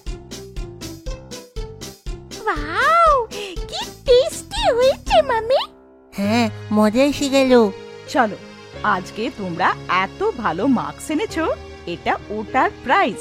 তোমরা দুজন শিখলেও যে বাড়িতে বানানো পিৎজা কত হেলদি আর কত টেস্টি হয়। হ্যাঁ মা, এখন যখনই পিৎজা খাবো বাড়িরই খাবো। আচ্ছা চলো এবার বাকি স্লাইস গুলো শেষ করো। দুজনে খুব স্বাদ নিয়ে পিৎজা খেয়ে যাচ্ছিল আর মা দুজনকে দেখে খুব খুশি হয়। শীতকাল। গাট্টু চিংকি স্কুল থেকে ফিরে চলে আসে। চিংকি সোজা ঘরে এসে ব্যাগ রেখে হাত পা ধুয়ে ঘরের বাইরে খেলতে যাচ্ছিলই তখনই মা ডাক দেয়, আরে আসতে না আসতেই কিছু একটা গায়ে দাও, বাইরে হালকা ঠান্ডা আছে, একটু দাঁড়া, এখনই আমি বক্স থেকে সোয়েটার বের করছি। ঠান্ডা কোথায় মা? খুব জোরে দৌড়ালে তো গরম লাগে। তুমি পরে বের করে রেখো, আমার বন্ধুরা বাইরে অপেক্ষা করছে। মা পিছন পিছন ক্রিমের ডিব্বা নিয়ে দৌড়াতে লাগে। আরে বাবা দাঁড়া, একটু ময়শ্চারাইজার লাগিয়ে নে, না হলে স্কিন ফেটে যাবে। কিন্তু চিংকি একদম শোনে না, সোজা দৌড়ে বেরিয়ে যায়। কিছুক্ষণ পর গাট্টু ওর পিছু পিছু বাইরে বেরোতে লাগে। মা, আমিও বাইরে যাচ্ছি, আজকাল দিন ছোট হচ্ছে, রাত হয়ে গেলে সবাই বাড়ি চলে যায়। হ্যাঁ বাবা, শীতকাল তো এসে গেল, এই জন্যই বলছিলাম বাবা অন্তত তুমি তো মাথায় একটা টুপি দিয়ে যাও। না মা, বারবার টুপি পড়ে যায়, আমি আসি। এইভাবে দুজনেই বাইরে খেলতে চলে যায়। রাতে সবাই টিভির সামনে বসেছিল আর গাট্টুর নাক থেকে জল পড়তে লাগে। আচ্ছি আচ্ছি। নাও, ঠান্ডা লাগালে তো? বলেছিলাম টুপিটা পরে নাও, কিন্তু আমার কথা কে শুনবে? ওদিকে চিংকিও টানা কেসে যাচ্ছিল। তবুও ঠান্ডা আইসক্রিম খাওয়ার জেদ করতে লাগে। আমি ঠান্ডা আইসক্রিম খাবো, বাটারস্কচ। হে ভগবান, এরা তো আমার কথা শুনেই না। নাক দিয়ে জল পড়ছে কিন্তু বাটারস্কচ খাবে। দাঁড়া বাবা, তোর গলা আরো বসে যাবে, ওয়েদার বদলাচ্ছে, দাঁড়া তোদের জন্য মোমোর স্যুপ নিয়ে আসি। আর হ্যাঁ, আজ থেকে ফ্রিজে জল রাখা বন্ধ। না। Wow, momo soup. হ্যাঁ, আজ থেকে তোমরা গরম গরম জিনিস বেশি খাবে। আর প্রমিস করো তোমরা বাইরে আইসক্রিম আর গোলা খাবে না। এতে তোমাদের বডি টেম্পারেচার মেনটেন থাকবে আর ঠান্ডাও লাগবে না। প্রমিস করো। ঠিক আছে মা, পিঙ্কি প্রমিস। কিন্তু এখন যে কাশি হচ্ছে, ওটার কি করব? এখন স্যুপ খেয়ে নেবে আর তারপর উইক্স লাগিয়ে দেবো তোমাদেরকে, গলায়, বুকে আর নাকে, বাস আর ঠিক হয়ে যাবে। মা স্যুপ বানিয়ে নিয়ে আসে আর দুজনে গরম গরম মোমোর স্যুপ দারুণ করে খায়। এখন থেকে আমাদের গাজর, বিটরুট আর মিষ্টি আলু বেশি থেকে বেশি করে খেতে হবে। কেন মা? এতে আমাদের ইমিউনিটি বুস্ট হবে, সাথে গালে আর মুখে গ্লো আসে। আর শীতকালে এটা খুবই উপকারী। মা, ইমিউনিটি মানে? এর থেকে গ্লো কি করে আসবে? ইমিউনিটি মানে রোগ প্রতিরোধ ক্ষমতা। আমাদের শরীরে এমন তত্ত্ব আছে যা আমাদের রোগ জ্বর থেকে রক্ষা করে। যখন আমরা তাজা তাজা ফল আর সবুজ সবজি আর ড্রাই ফ্রুটস খাই, তখন সেই তত্ত্ব আরো শক্তিশালী হয় আর এত সহজে আমাদের সর্দি কাশিও লাগে না। আর আমরা হয়ে যাই স্ট্রং বয় আর স্ট্রং গার্ল। হ্যাঁ, আমি তোমার স্ট্রং বয় হব। তুমি যা বলবে তাই খাবো। আর বাইরে টুপি পরেও যাবে। হ্যাঁ বাবা, হ্যাঁ, তুমি চিঙ্কির থেকেও বেশি ভালো আমাকে বাসবে। আমার মা। আরে এটা এটা আমার স্কিনে কি হচ্ছে? নাকের ওপর এরকম দাগ কেন হলো মা? আমি বলেছিলাম তো বাবা, একটু ময়শ্চারাইজার লাগিয়ে নাও। দেখলে স্কিন ড্রাই হয়ে গেছে তোমার। ময়শ্চারাইজার? সেইটা কি মা? এতে কি স্কিন ড্রাই হবে না? বাবা, ময়শ্চারাইজার আর জেল আমাদের স্কিনকে নরম রাখে। শীতকালে আমাদের স্কিন আর্দ্রতা না পাওয়ার কারণে পুরোপুরি শুষ্ক হয়ে যায় আর তারপর চামড়া ফাটতে লাগে। আর কখনো কখনো ফাটল এত বেড়ে যায় যে যত্ন না নিলে সেখান থেকে রক্ত বেরোতে পারে। এমন কেন হয় মা? ভিটামিন ডি এর অভাবে এই জিনিসটা হয়, কারণ আর্দ্রতা আমাদের শরীরকে ঠান্ডা থেকে রক্ষা করতে খরচা হয়ে যায়। এজন্য আলাদা করে ময়শ্চারাইজার লাগিয়ে স্কিনকে ঠিক রাখতে লাগে, যাতে বডির টেম্পারেচার ঠিক থাকে। মা, এখন আমি সবসময় জেলি লাগাবো। হ্যাঁ মা, আমিও রোজ ময়শ্চারাইজার লাগাবো। আর প্রমিস করো রোজ গাজর আর মিষ্টি আলুও খাবে, যাতে গাল একদম লাল টকটকে হয়ে যায়। প্রমিস মা, এখন থেকে বেশি বেশি খাবো। আমিও বেশি খাবো। তখনই পেছন থেকে বাবা এসে বলে, খুব কথা হচ্ছে ঠান্ডার ব্যাপারে। এক কাজ করা হোক, সানডে বাজারে যাওয়া হবে আর উইন্টার শপিং হবে। ওয়াও, আমার জন্য একটা ক্যাপও নেব বাবা। হ্যাঁ, ক্যাপ ও মাফলারও। আমার জন্য বাবা? তোমার জন্য নতুন হাত মোজা, মাফলার আর জ্যাকেট। আর সানডের দিনে সবাই তৈরি হয়ে বাজার যায়। আগে খাবারের জিনিসটা নিয়ে নেওয়া হোক। হ্যাঁ, মায়ের জন্য নারকেল, তিল আর গুড় নিও। দিদার জন্য গোন্দের লাড্ডু কেন? তিলের লাড্ডু হাড়কে শক্ত করে বাবা। দিদার পায়ে খুব ব্যথা না, পুরনো কোনো ব্যথা থাকলে সেটা শীতকালে আরো বেড়ে যায়। আর তিলের লাড্ডুর অনেক উপকারিতা আছে। তারপর তিনজনে সোয়েটারের দোকানে যায়। বাবা, সেই নীল জ্যাকেটটা। আর আমি ওই পিঙ্কওয়ালা। ঠিক আছে, তোমরা জ্যাকেট পরে ট্রাই করে নাও। চিঙ্কি জ্যাকেট পরে আনন্দে নাচতে লাগে। কি ভালো জ্যাকেট না মা, আমি এটা বাইরে পরে যাব। ঠিক আছে বাবা, আর এর ম্যাচিং এর মাফলারও খুঁজতে হবে। আর ওদিকে গাট্টু ও জ্যাকেট পরে আয়নায় বারবার নিজেকে দেখতে লাগে। তখন বাবা বলে, বাবা, এটা এক সাইজ বড়, অন্য জ্যাকেট ট্রাই করা হোক, কিন্তু তার আগে সক্সটা নিয়ে নি। মনে রেখো মায়ের জন্য শাল নিতে হবে। হ্যাঁ হ্যাঁ, মনে আছে। আর কিছুক্ষণ পর সবাই জ্যাকেট, শাল, মোজা, মাফলার কিনে নেয় আর খুব খুশি হয়ে বাড়ি ফিরে আসে। বিকেল হতেই রোজকার মতো বন্ধুরা ওদের খেলতে ডাকতে আসে। চিঙ্কি যেই দৌড়ে যায়, অমনি মা বলে, মা ভুলে গেছো বাইরে যাওয়ার আগে কি করতে হবে? সরি মা। তারপর শিগগিরই চিঙ্কি ঘরে গিয়ে মুখে ময়শ্চারাইজার ক্রিম লাগায়, তারপর জ্যাকেট আর হাত মোজা পরে নেয়। Good girl. গাট্টু, দেখ নিজের বোনকে, তুইও এসব পরেই যাবি। ওকে মা, ডোন্ট ওয়ারি, এখন ঠান্ডা ছুতেও পারবে না। তুমি স্যুপ বানিয়ে রেখো, আমি ফিরে এসে খেয়ে নেব আর গুড বয় হব। মা বাবার শপিং। মায়ের ক্লোজ ফ্রেন্ডের বার্থডে ছিল আর তিনি সবাইকে ইনভাইটও করেছিলেন। গাট্টু চিঙ্কি খুব এক্সাইটেড ছিল। কতদিন পরে আমরা কারোর বার্থডে পার্টিতে যাচ্ছি, কত মজা আসবে। হ্যাঁ গাট্টু বাবা। মা, মা, তুমি কি দেখলে? ইনভিটেশন কার্ডে লেখা আছে যে পার্টির থিম বলিউড স্টাইল। হ্যাঁ, এইটা আমার কি জিনিস? সেটা আবার কিরকম? আরে মা, এতে সবাই বলিউড স্টাইলে কাপড় পরে আসবে আর বলিউড সঙ্গে সবাই খুব ডান্স করবে। আরে বাহ, এটা তো তাহলে দারুণ পার্টি হতে চলেছে। তারপর গাট্টু চিঙ্কি মিলে পার্টিতে কি পরবে সেই ড্রেস ডিসাইড করে। গাট্টু, আমি না আমার সেই ড্রেসটা পরবো যেটা অনুষ্কা শর্মা কোনো একটা মুভিতে পরেছিল। আর ঠিক আমি সেরকমই হেয়ার স্টাইলও বানাবো আমার। চিঙ্কি, আমি সলমান খানের মতন ব্রেসলেট আর টি শার্ট পরে যাব। কেন না? হ্যাঁ হ্যাঁ গাট্টু, নিশ্চয়ই যাবে। আরে কিন্তু মা, তুমি কি পরবে? আরে আমার কি আবার? আমি যে কোনো একটা শাড়ি পরে নিলেই হবে। কি করে মা, এইটা তো বলিউড থিম পার্টি, তুমি যে কোনো জিনিস কি করে পরবে? এখন আপনারাও আমাদের প্রিয় খেলনা অর্ডার করতে পারেন www.kuntunkids.com থেকে, link is in the description. তখন বাবাও ঘরে চলে আসে আর গাট্টু চিংকি সব ঘটনা বাবাকে বলে। বাবা, তাহলে তুমি পার্টিতে কি পরে যাবে গো? আরে চিঙ্কি মা, আমিও তোমার মায়ের মতন যে কোনো একটা কাপড় পরে নেব। এখন বলিউডের কাপড় কোথায় থেকে আসবে? গাট্টু চিংকি তখন একে অপরকে দেখে আর কিছু ইশারা করে। মা বাবা এতে কিচ্ছু বুঝতে পারে না, তাই কথাও সেখানেই থেমে যায়। তারপর সবাই খাবার খেয়ে শুয়ে পড়ে। কিন্তু পরের দিন গাট্টু চিংকি সকাল সকাল প্ল্যান অনুযায়ী তৈরি হয়ে যায় যে তারা যেভাবেই হোক মা বাবাকে আজকে শপিং এ নিয়ে যাবে। আরে দেখো তো, এরা দুজন আবার কি ধরনের জিদ ধরলো একটা। হ্যাঁ গাট্টু চিঙ্কি, এই জেদ ছেড়ে দাও তোমরা। না না না, তোমাদের দুজনকে আমাদের সাথে শপিং এ যেতেই হবে। হ্যাঁ হ্যাঁ, আমরা কিচ্ছু শুনবো না, তোমাদের আসতেই হবে। আর মা বাবা শেষমেশ গাট্টু চিংকির সামনে হেরেই যায় আর সন্ধেবেলায় শপিং এ যাওয়ার জন্য তৈরি হয়ে যায়। গাট্টু চিংকি নিজের এই জিতে খুব খুশি হয়। তো বলো বাবা মা, তোমাদের কি জিনিস দিয়ে শপিং শুরু করার আছে? আগে মায়ের জন্য একটা ভালো ড্রেস নেওয়া হোক, তারপরে আমার জন্য একটা শার্ট নিয়ে নেওয়া হবে। না বাবা, শার্ট নয়, একটা কুল ব্ল্যাক টি শার্ট নিয়ে নিও। হ্যাঁ বাবা, ওটা পরে তোমাকে একদম বলিউড হিরো লাগবে। হ্যাঁ হ্যাঁ ঠিক আছে বাচ্চারা, চলো দেখা যাক।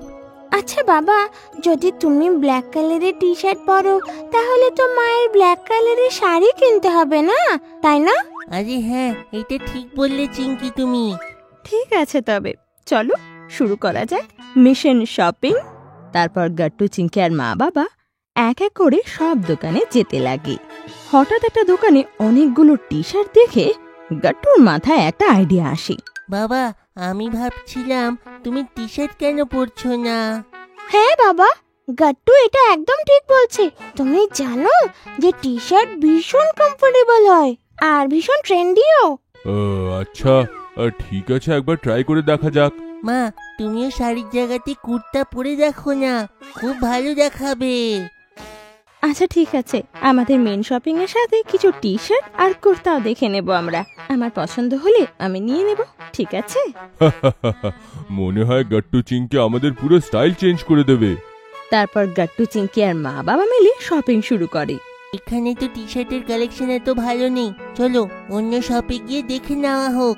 হ্যাঁ বাবা, এখানে তো ব্ল্যাক ড্রেসটাও ঠিক পেলাম না, আর না কুর্তা। অনেক খোঁজাখুঁজির পর গাট্টু শেষমেশ বাবার জন্য পছন্দের টি শার্ট পেয়ে যায়, কিন্তু মায়ের জন্য কুর্তি আর ড্রেস এখনো পাওয়া যায়নি। আরে, এটা তো ভীষণ খারাপ। এত মল ঘোরার পরেও মায়ের জন্য একটা পছন্দ করে কুর্তি পেলাম না। কোনো ব্যাপার না চিংকি, আচ্ছা একটা কাজ করি, আমার যে ব্ল্যাক শাড়িটা আছে ওটাই পরে নেব, বাবার সাথে ম্যাচিং ম্যাচিংও হয়ে যাবে।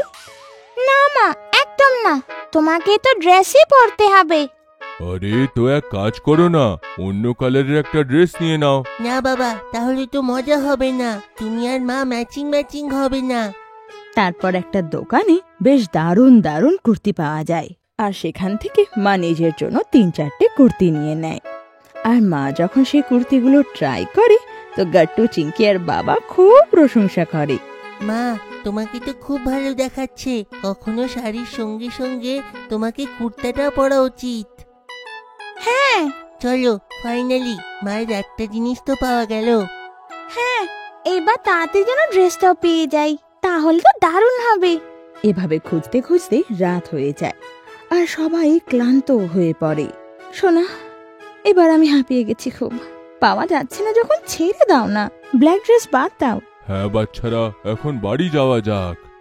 গাট্টু চিংকি খুব উদাস ছিল, কারণ মায়ের জন্য ড্রেস পাওয়া যায়নি, কিন্তু ওরাও বোঝে যে অনেক লেট হয়ে গিয়েছে, তো ওরা চুপচাপ মেনে নেয়। আরে বাবা, তোরা উদাস হোস না, আমি কালো শাড়িটা পরবো তো। হ্যাঁ বাচ্চারা, তোমরা চাইলে আমি এই শার্টটা পরেই নেব, তোমার মায়ের শাড়ির সঙ্গে ম্যাচিং। গাট্টু চিংকি এখন উদাস ছিল আর তবু রাজি হয়ে যায়। মা বাবার এটা ভালো তো লাগছিল না, কিন্তু ওদের কাছে অপশনও ছিল না। তখনই চিংকির নজর একটা স্টোরে যায়, যেখানে দাঁড় করানোর ডামি মডেল একটা দারুণ ব্ল্যাক ড্রেস পরেছিল। ও তো আনন্দে একদম লাফিয়েই ওঠে। মা, বাবা, গাট্টু, ওই দেখ মায়ের জন্য ড্রেস পেয়ে গেছি।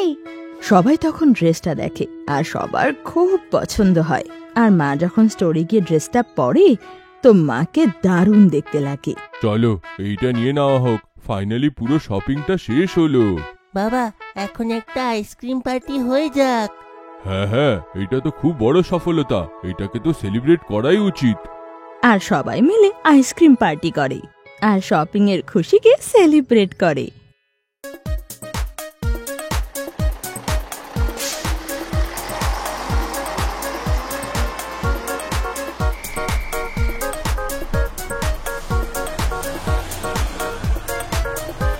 স্যার, আমরা কখন বিচ পৌঁছাবো? গাট্টু, আমি জানি যে তোমরা অনেক এক্সাইটেড আছো, একটুখানি ধৈর্য ধরো, আমরা পৌঁছে যাব। ওয়েট করার পরে বিচ দেখার মজাটাই আলাদা। বিচ এমন জায়গা, মাটি জলের সঙ্গে মিশে যায়, হাওয়ারা গান গায়, আর সূর্য সেও জলে ডুব দিয়ে দেয়। আর বিচে আমরা অনেক কিছু করতে পারি। জলের মধ্যে দাঁড়াতে পারি, স্যান্ড ক্যাসেল বানাতে পারি, সিশেল দিয়ে নেকলেস বানাতে পারি। ওয়াও! হ্যাঁ, আমার কাছে না একটা অনেক ভালো আইডিয়া আছে, যার জন্য আমরা বিচে আরো মজা করতে পারি। গুড্ডির কথা শুনে সব বাচ্চারা এক্সাইটেড হয়ে যায়। ও, বলো বলো গুড্ডি, কি এসছে তোমার মাথায়? হ্যাঁ গুড্ডি, তাড়াতাড়ি বলো। আমরা সবাই একটা কাজ করব। আগে আমরা একটা বড় ক্যাসেল বানাবো, আর তারপর শেলস দিয়ে নেকলেস বানিয়ে চিঙ্কিকে পরিয়ে দেব, যেটার জন্য ও রানী হয়ে যাবে। তারপরে একটা আরো নেকলেস বানাবো, সেটা গাট্টুকে পরিয়ে দেব, আর ও হয়ে যাবে অন্য স্যান্ড ক্যাসেলের রাজা। তারপর কি করব গুড্ডি? রাজা রানী হয়ে যাওয়ার পরে? গুড্ডি একটু চিন্তায় পড়ে যায়। তারপরে আমরা রাজা রানীকে দিয়ে একটা ব্যাটল করাবো, আর দেখবো যে বেশি পাওয়ারফুল কে। বাহ হারি, কি ভালো আইডিয়া। এই কথাটা বলে সব বাচ্চারা নিজেদের মধ্যে হেসে ফেলে। চলো বাচ্চারা, আমরা পৌঁছে গেছি। ইয়ে!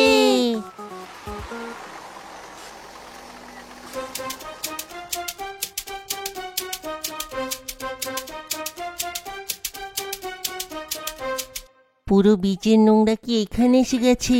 এটাকে তো পরিষ্কার করতে হবে। এই নোংরাতে আমরা স্যান্ড ক্যাসেল কি করে বানাবো, আর রাজা রানীর গেম কি করে খেলবো?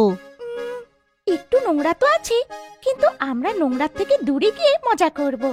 তোমরা একদম চিন্তা করো না গাট্টু। বাচ্চারা, বেশি দূরে যাবে না, আর জলে যাওয়ার থাকলে আমার সঙ্গে যাবে। হ্যাঁ স্যার।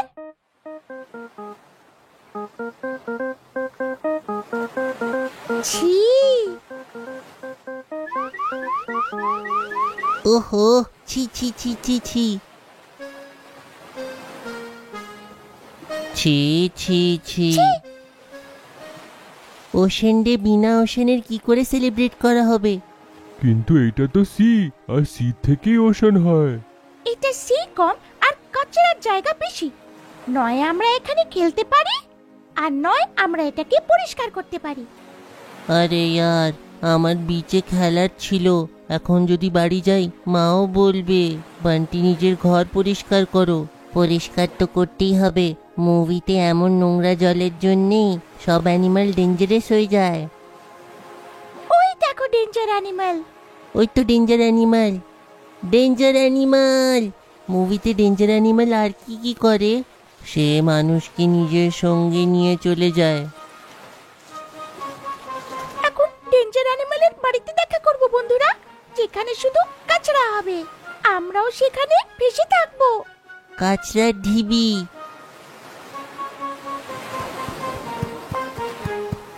সে আমাদের জন্য নিজেকে বিপদে ফেলছে। দাঁড়াও!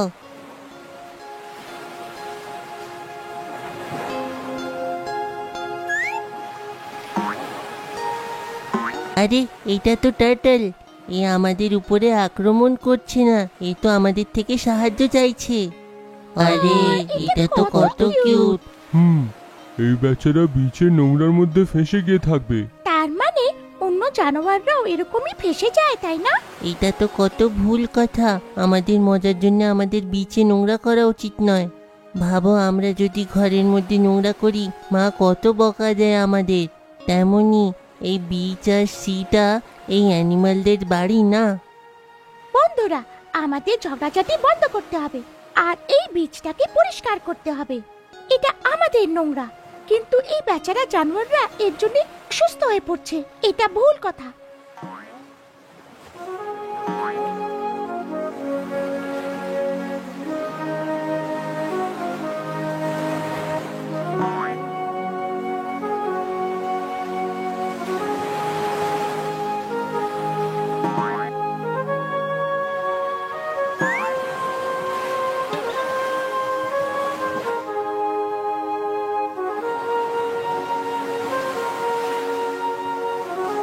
এইটা এখন তেমনই দেখা যাচ্ছে যেমন হারি বলেছিল, কিন্তু আমরা চিংকির বলা জিনিসগুলো করতে পারলাম না। তো সানডেতে করে নিও, আমরা ফেরত আসছি। গাট্টুর রেইনকোট। আজ ভীষণ বৃষ্টি হচ্ছিল আর সদ্য সদ্য বাচ্চাদের রেইনকোট আর ছাতার শপিং শেষ হয়েছিল। গাট্টুর এত বৃষ্টিতে স্কুলে যাওয়ার ইচ্ছেই ছিল না। চলো গাট্টু চিংকি, তাড়াতাড়ি ওঠো, স্কুল যাবে না বুঝি? মা, আমি তো রেডি হয়ে গিয়েছি। আরে গাট্টু, উঠে পর, চিংকি তো রেডি হয়ে গিয়েছে। মা দেখো না কত বৃষ্টি হচ্ছে বাইরে, আমি যাব না, আমি পুরো ভিজে যাই। আচ্ছা, তোমার গরমকালে রোদ লাগে, বর্ষাকালে জল লাগে আর শীতকালে ঠান্ডা, তাহলে তো তুমি কোনো সিজনে স্কুল যাবে না। কালকেই তো রবিবারের ছুটি ছিল, আজকে সায়েন্স টিচার ইম্পর্টেন্ট নোট দেবেন, আজ তো স্কুল যেতেই হবে। আজ থাক না রে চিংকি, আজ যাব না। না গাট্টু, তাড়াতাড়ি উঠে যাও। যদি তুমি স্কুলে যাও তাহলে রাত্রে আমি তোমার ফেভারিট আলুর পরোটা বানাবো। সত্যিতে তুমি আমার জন্য আলু টিক্কি বানাবে? হ্যাঁ বাবা, সত্যি বানাবো। এখন যাও, তাড়াতাড়ি রেডি হয়ে যাও। মায়ের অনেক বোঝানোর পর গাট্টু স্কুলে যাওয়ার জন্য রেডি হয়ে যায়। গাট্টু রেনকোট পরে আর চিংকি ছাতা নিয়ে স্কুলে যাওয়ার জন্য বেরিয়ে পড়ে। তখনই রাস্তায় খুব জোরে ঝড় ওঠে। হে ঠাকুর, বৃষ্টি কি কম ছিল যে এখন আবার ঝড়ও শুরু হয়েছে। স্কুল কি করে যাব? গাট্টু তাড়াতাড়ি দৌড়া, আমরা স্কুলের কাছে পৌঁছে গিয়েছি। আমরা দৌড়ালে তবে স্কুলের ভেতর পৌঁছাতে পারবো। ছাতা তো উড়ে যাচ্ছে, না হলে পাক্কা ভিজে যাব। ও নো! এভাবে সেভাবে নিজেকে বাঁচাতে বাঁচাতে গাট্টু আর চিংকি স্কুলে পৌঁছে যায়। কিন্তু ততক্ষণে কিছু গাছের ডাল ভেঙে রাস্তায় পড়ে যায় আর গাট্টু চিংকি একটু ভয় পেয়ে যায়। এ কি গাট্টু চিংকি, তোরা তো ভিজে গেছিস, স্কুলে বসবি কি করে ভেজা কাপড়ের সঙ্গে? চলো তাড়াতাড়ি, স্কুল শুরু হবে তো, আর টিচারও আসবে বলে। Good morning teacher. Very good morning বাচ্চারা। আরে বাহ, মাটির কত ভালো সুগন্ধ আসছে। কিপ সাইলেন্স, আজ আমরা বৃষ্টির কবিতা শুনবো। চলো সবাই নিজের নিজের বই খোলো। ও পারেতে বৃষ্টি এলো, ঝাপসা গাছপালা, এই পারেতে মেঘের মাথায় 100 মানিক জ্বালা, বাদলা হাওয়ায় মনে পড়ে ছোটবেলার গান, বৃষ্টি পরে টাপুর টুপুর নদে এলো বান। টিচার কবিতা পড়াচ্ছিল, কিন্তু গাট্টুর নজর জানলা দিয়ে বাইরের দিকে ছিল। এটা দেখে টিচার জোরে গাট্টুকে ডেকে বলে, গাট্টু, তোমার মন কোথায়? এই মাত্র যে কবিতাটা শোনালাম তার প্রথম পংক্তির মানে বোঝাও। টিচার, আপনি কবিতা পড়াচ্ছেন, কিন্তু তার মধ্যে বৃষ্টির উল্লেখ করা আছে। আর এত ভালো সুন্দর বর্ষা আমি তো সামনে দেখতে পাচ্ছি, আর আপনি বইতে কেন দেখাচ্ছেন? হ্যাঁ টিচার, বইতে কবিতা পড়ার থেকে ভালো আমরা বাইরে গিয়ে বৃষ্টির স্বাদ নিই। হ্যাঁ হ্যাঁ, বইতে কতক্ষণ বৃষ্টির ব্যাপারে পড়বো, যেখানে আমাদের এখানে বৃষ্টি ঝমঝম করে পড়ছে। হ্যাঁ, এটা খুব অন্যায় আমাদের সাথে। চুপ করে যাও বাচ্চারা, আমি তোমাদের চিন্তা ভাবনা বুঝতে পারছি, কিন্তু এখন আমরা স্কুল টাইমে রয়েছি, আর এই টাইমে যদি তোমরা স্কুলের বাইরে যাও আর ভিজে যাও তাহলে তোমাদের জ্বর আসবে, আর তোমাদেরই মা বাবা এসে আমাদের বকবে। টিচার, আমি রেনকোট নিয়ে এসেছি, আমাকে যেতে দিন, আমি ভিজবো না। কালকের সন্ধ্যের ওয়েদার ফোরকাস্টে বলেছিল যে আজকে বৃষ্টি হতে চলেছে। মা তাই জোর করে এই রেনকোটটাকে আমার ব্যাগে ভরে দিল। টিচার, গাট্টুর কাছে রেনকোট আছে আর আমার কাছে ছাতা। আর একটা একটা করে সব বাচ্চারা বৃষ্টিতে ভেজা জেদ করতে লাগে, কিন্তু টিচারও ওদের একটা কথাও শোনে না। আর তারপর বলি, আচ্ছা কবিতা না শুনতে চাইলে ঠিক আছে, কিন্তু আজ আমি তোমাদের নৌকা বানানো শেখাবো। চলো কাগজের নৌকা তৈরি করি, আর ঘরে যাওয়ার সময় জলের মধ্যে ভাসিয়ে দিও। এটা শুনে বাচ্চারা খুব খুশি হয়ে যায়, আর টিচার নৌকা বানাতে শিখিয়ে দেয়। স্কুল শেষ হওয়ার সময় বৃষ্টি থেমে গিয়েছিল, আর বাচ্চারা দৌড়ে দৌড়ে বাড়ির দিকে রওনা হয়। চল গাট্টু, আজকে দেখি বাড়িতে কে প্রথম পৌঁছায়। On your marks, get set go. সব বাচ্চারা রেস করতে লাগে, কে আগে পৌঁছাতে পারে। কিন্তু হঠাৎ পা পিছলে চিংকি মাটিতে পড়ে যায়। আরে यार, এই জামা তো নষ্ট হয়ে গেল আর ছাতাও ভেঙে গেল। এখন মা খুব বকবে। সব বাচ্চারা ওর পর হাসতে লাগে। পিঙ্কি তখন হাত বাড়িয়ে চিংকিকে উঠতে সাহায্য করে। তখন বান্টিও পিঙ্কিকে পেছন থেকে ধাক্কা দেয়, আর পিঙ্কিও পড়ে যায়। শয়তান বান্টি, আমি তোকে ছাড়বো না। তখনও বান্টিকেও ধাক্কা মেরে ফেলে দেয়, আর আস্তে আস্তে সব বাচ্চারা ভিজে যায়, আর ওখানেই জলে খেলতে লাগে। তখনই সামনে গাট্টু দুটো বাচ্চাকে বৃষ্টিতে ভিজতে দেখে। আরে ওই দেখো, ওরা বৃষ্টিতে ভিজছে। ওদের কাছে তো ছাতা কিংবা রেনকোটও নেই। চলো ওদের সঙ্গে গিয়ে কথা বলি। আরে বন্ধুরা, তোমরা তো বৃষ্টিতে এমন কেন বসে আছো? খেলতে এসেছো তো আমাদের সঙ্গেও জয়েন করতে পারো, এসো। না, আমরা খেলতে আসিনি। যদি খেলতে না আসো তাহলে ঘরে যাও। টিচার আমাদের বলেছে যদি বেশিক্ষণ বৃষ্টিতে ভেজো বা বেশিক্ষণ ভেজা জামা কাপড়ে থাকো তাহলে ঠান্ডা লেগে যাবে। আমরা রাস্তা হারিয়ে ফেলেছি, আমাদের কাছে তো ফোনও নেই। বাবা মাকে কি করে ফোন করব? তখনই গাট্টুর মাথায় একটা আইডিয়া আসে, আর বাকিদের কানে সেই আইডিয়াটা বলে দেয়। আর সব বাচ্চাদের বলে, চলো আমাদের সঙ্গে চলো। কিন্তু যাব কোথায়? আরে চলো তো, তাড়াতাড়ি চলো। গাট্টু আর সব বাচ্চারা ওদের নিজেদের ছাতায় নিয়ে নিজেদের ঘরে নিয়ে আসে, আর কলোনির একটা ওপেন শেডে নিয়ে আসে, আর ওদের বসতে বলে। আরে গাট্টু, যদি কেউ দেখে ফেলে তবে? ডোন্ট ওয়ারি, যদি গাট্টুর সঙ্গে আছে তাহলে চিন্তা কিসের? দাঁড়াও, এক্ষুনি আসছি। গাট্টু ফটাফট নিজের ঘরে যায়, আর ভেতর থেকে রেনকোট আর ছাতা নিয়ে চলে আসে। তখনই হঠাৎ মা ওকে দেখে ফেলে। গাট্টু, রেনকোট হওয়া সত্ত্বেও তুমি ভিজে গেলে, আর এই রেনকোট আর ছাতা নিয়ে কোথায় যাচ্ছ? আর চিংকি কই? পুরো ঘর নোংরা করলে। মা, সামনে শর্মা আন্টি না ছাতা চেয়েছে, আমি এটা দিয়ে আসছি। ওনাদের ওইখানে কোনো গেস্ট এসেছে। চিংকিও সেইখানেই আছে, এক্ষুনি আসলাম। গাট্টু তাড়াতাড়ি রেনকোট আর ছাতা নিয়ে সেই শেডের কাছে যায়, আর রেনকোটে র্যাপ করা শুকনো কাপড় ওদের দিয়ে দেয় পরার জন্য, আর বৃষ্টি থেকে বাঁচার জন্য ওই রেনকোট ছাতাও দিয়ে দেয়। তুমি খুব চালাক গাট্টু, আমার মাথায় তো এই আইডিয়াটা একদমই আসতো না। Thank you Gattu. তখন ওদের পেছন পেছন মাও চলে আসে, আর এই সব কথা শুনে ফেলে, আর ওনার গাট্টুর উপর খুব গর্ব অনুভব হয়। গাট্টু, চিংকি, এটা তাহলে তোমাদের শর্মা আন্টি। মাকে দেখি সব বাচ্চারা ভয় পেয়ে যায়। সরি মা। কিন্তু মা তো সরি শুনতে চায়নি। মা গিয়ে দুটো বাচ্চাকে গলায় জড়িয়ে ধরে, আর ওনার চোখ ভিজে যায়। সরি বলো না, তোমাদের জন্যই তো গর্বে মাথা উঁচু হলো। আমি খুব লাকি যে তোমাদের মতো দয়ালু বাচ্চা আমার সন্তান। মায়ের এরকম আনএক্সপেক্টেড রিয়াকশন দেখে সব বাচ্চারা খুশি হয়ে যায়, আর বান্টি ওদের জন্য গরম গরম খাবার নিয়ে আসে। বৃষ্টি থামতেই গাট্টু চিংকির বাবা রাজু আর গোলুর মা বাবাকে কল করে, আর ভালো করে অ্যাড্রেস জেনে ওদের ঘরে ছেড়ে আসে। চিংকির হেয়ার কাট। চিংকি আর গাট্টু আরাম করে লিভিং রুমে বসে টিভি দেখছিল। চিংকি, হয়ে গেছে। তুমি আর এখানে কতক্ষণ কার্টুন দেখবে? না না গাট্টু, আমি এখন এই কার্টুনটাই বসে বসে দেখবো। তখনই সেখানে মা চলে আসে। চিংকি, এটা কিন্তু খুব খারাপ কথা। চলো নিজের ভাইয়ের সাথে রিমোট শেয়ার করো। তোমাদের পরস্পরের সাথে শেয়ার করা উচিত। আচ্ছা মা, এই নে গাট্টু, এবার তুই দেখ। তখন বাবাও সেখানে চলে আসে। আরে, এরা শুধু তো তোমার কথাই শোনে, আমার কথা তো একদমই শোনে না এরা। তুমি বাপের বাড়িতে যাচ্ছ, কে জানে কি করে সামলাবো। কি মা, তুমি মামা বাড়ি যাচ্ছ? মা, আমাদেরও নিয়ে চলো না, আমারও দিদার কাছে যাওয়ার আছে। না বাবা, তোমাদের পরীক্ষা আছে না? এমনিতেও দিদার শরীর খুব একটা ভালো যাচ্ছে না, তাই দেখা করতে যাচ্ছি আমি।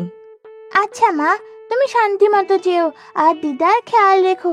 আচ্ছা মা, তাড়াতাড়ি চলে এসো। হ্যাঁ বাবা, খুব তাড়াতাড়ি চলে আসবো আমি।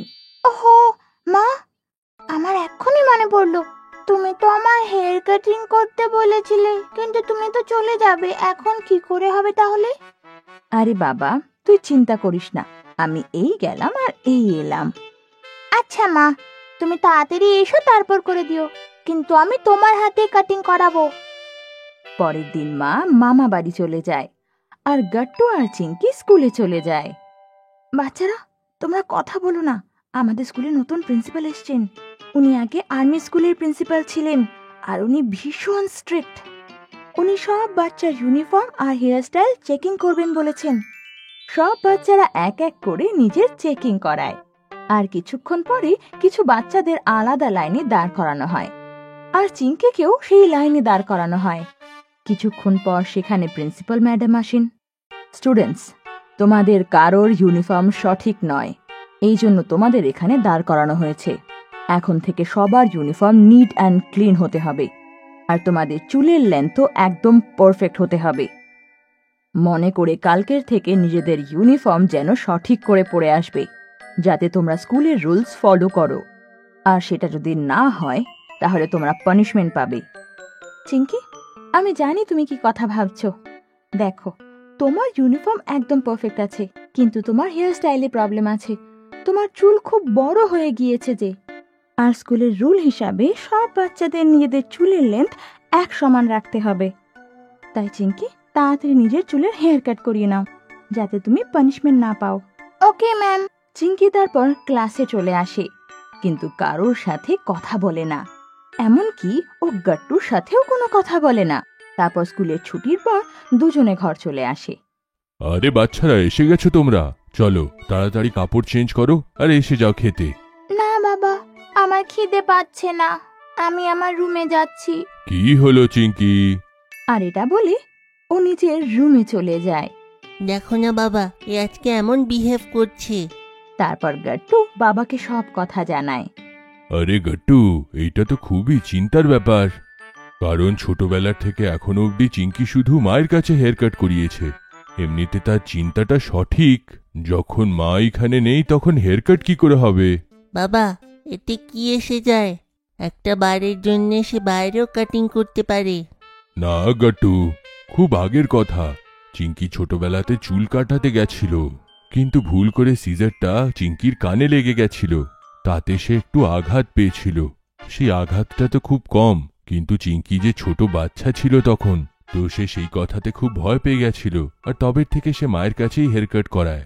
ও, তো বাবা এখন কি করবে বলো না, এখন কি করব? চিঙ্কি নিজের রুমে বসে ভাবছিল যে ও কি এবার পানিশমেন্ট পাবে, কারণ ও তো নিজের মাকে ছাড়া কাউকে দিয়ে হেয়ার কাট করায় না। আর ভাবতে ভাবতে ও ঘুমিয়ে পড়ে।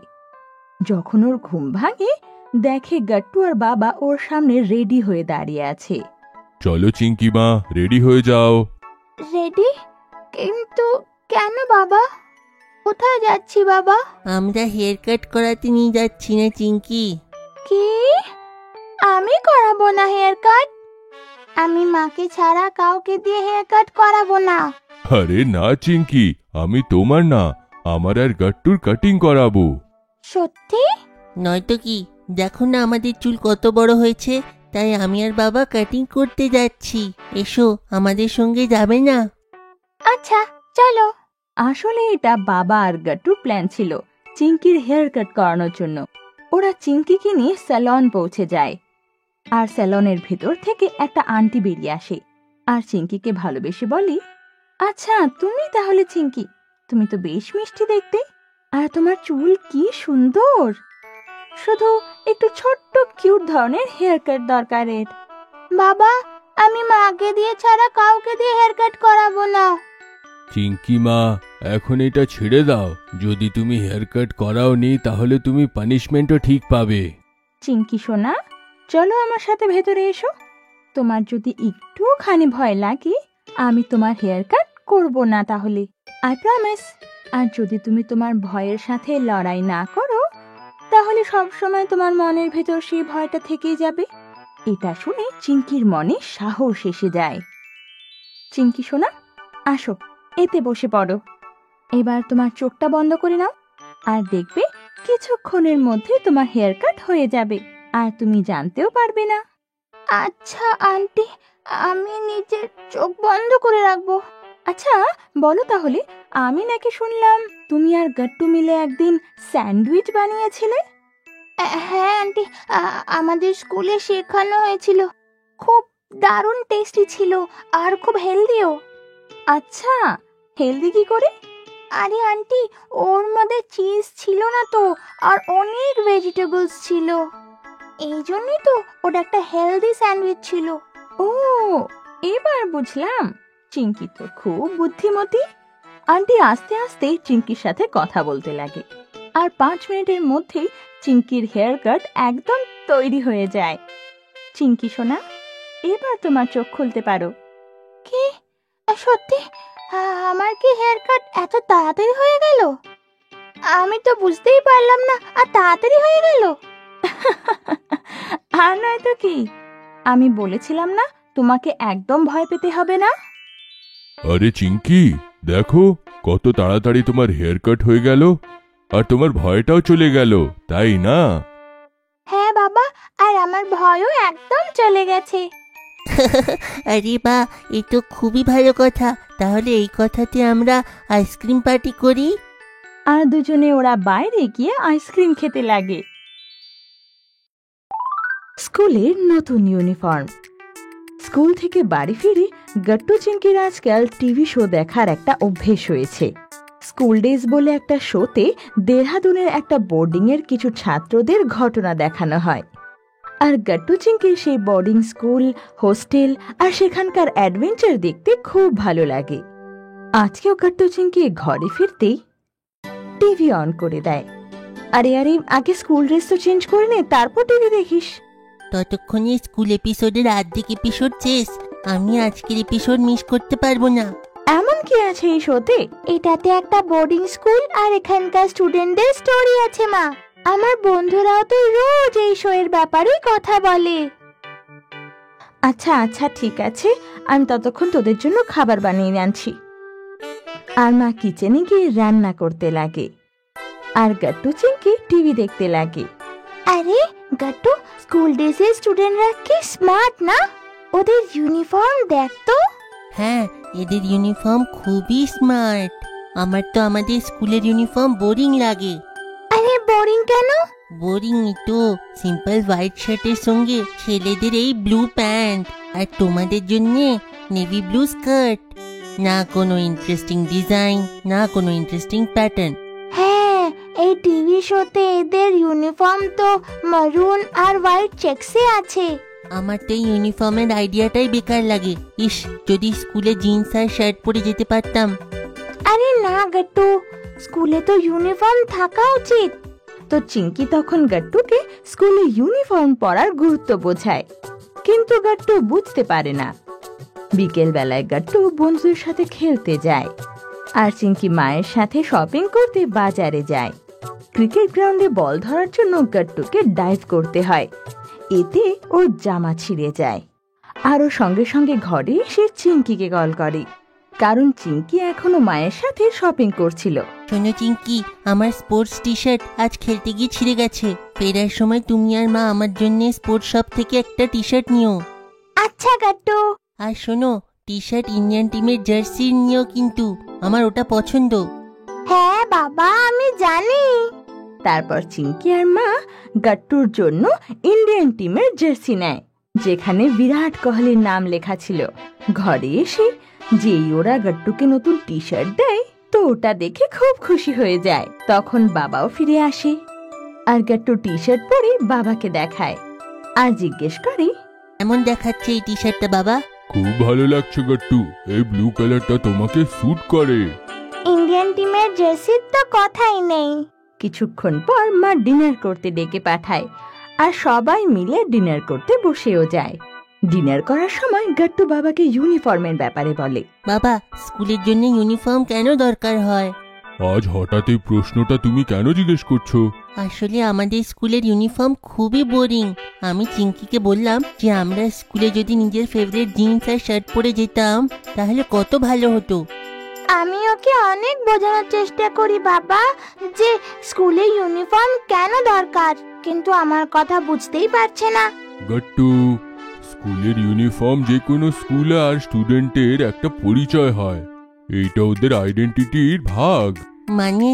আচ্ছা বলো, তুমি ইন্ডিয়ান টিমের ব্লু টি শার্ট পরেই কেন ক্রিকেট খেলো?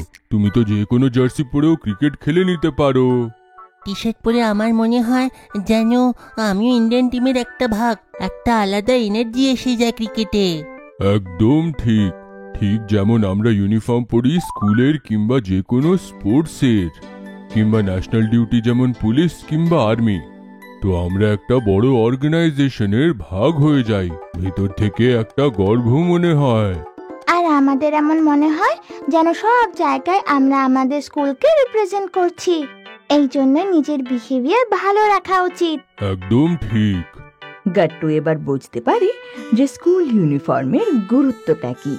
পরের দিন যখন গাট্টু চিঙ্কি স্কুলে পৌঁছায় আর প্রেয়ারের সময় বন্ধুদের সাথে এক লাইনে দাঁড়িয়ে পড়ে, কিন্তু প্রেয়ারের পরে টিচার সব বাচ্চাদের একটা নতুন অ্যানাউন্সমেন্ট করে।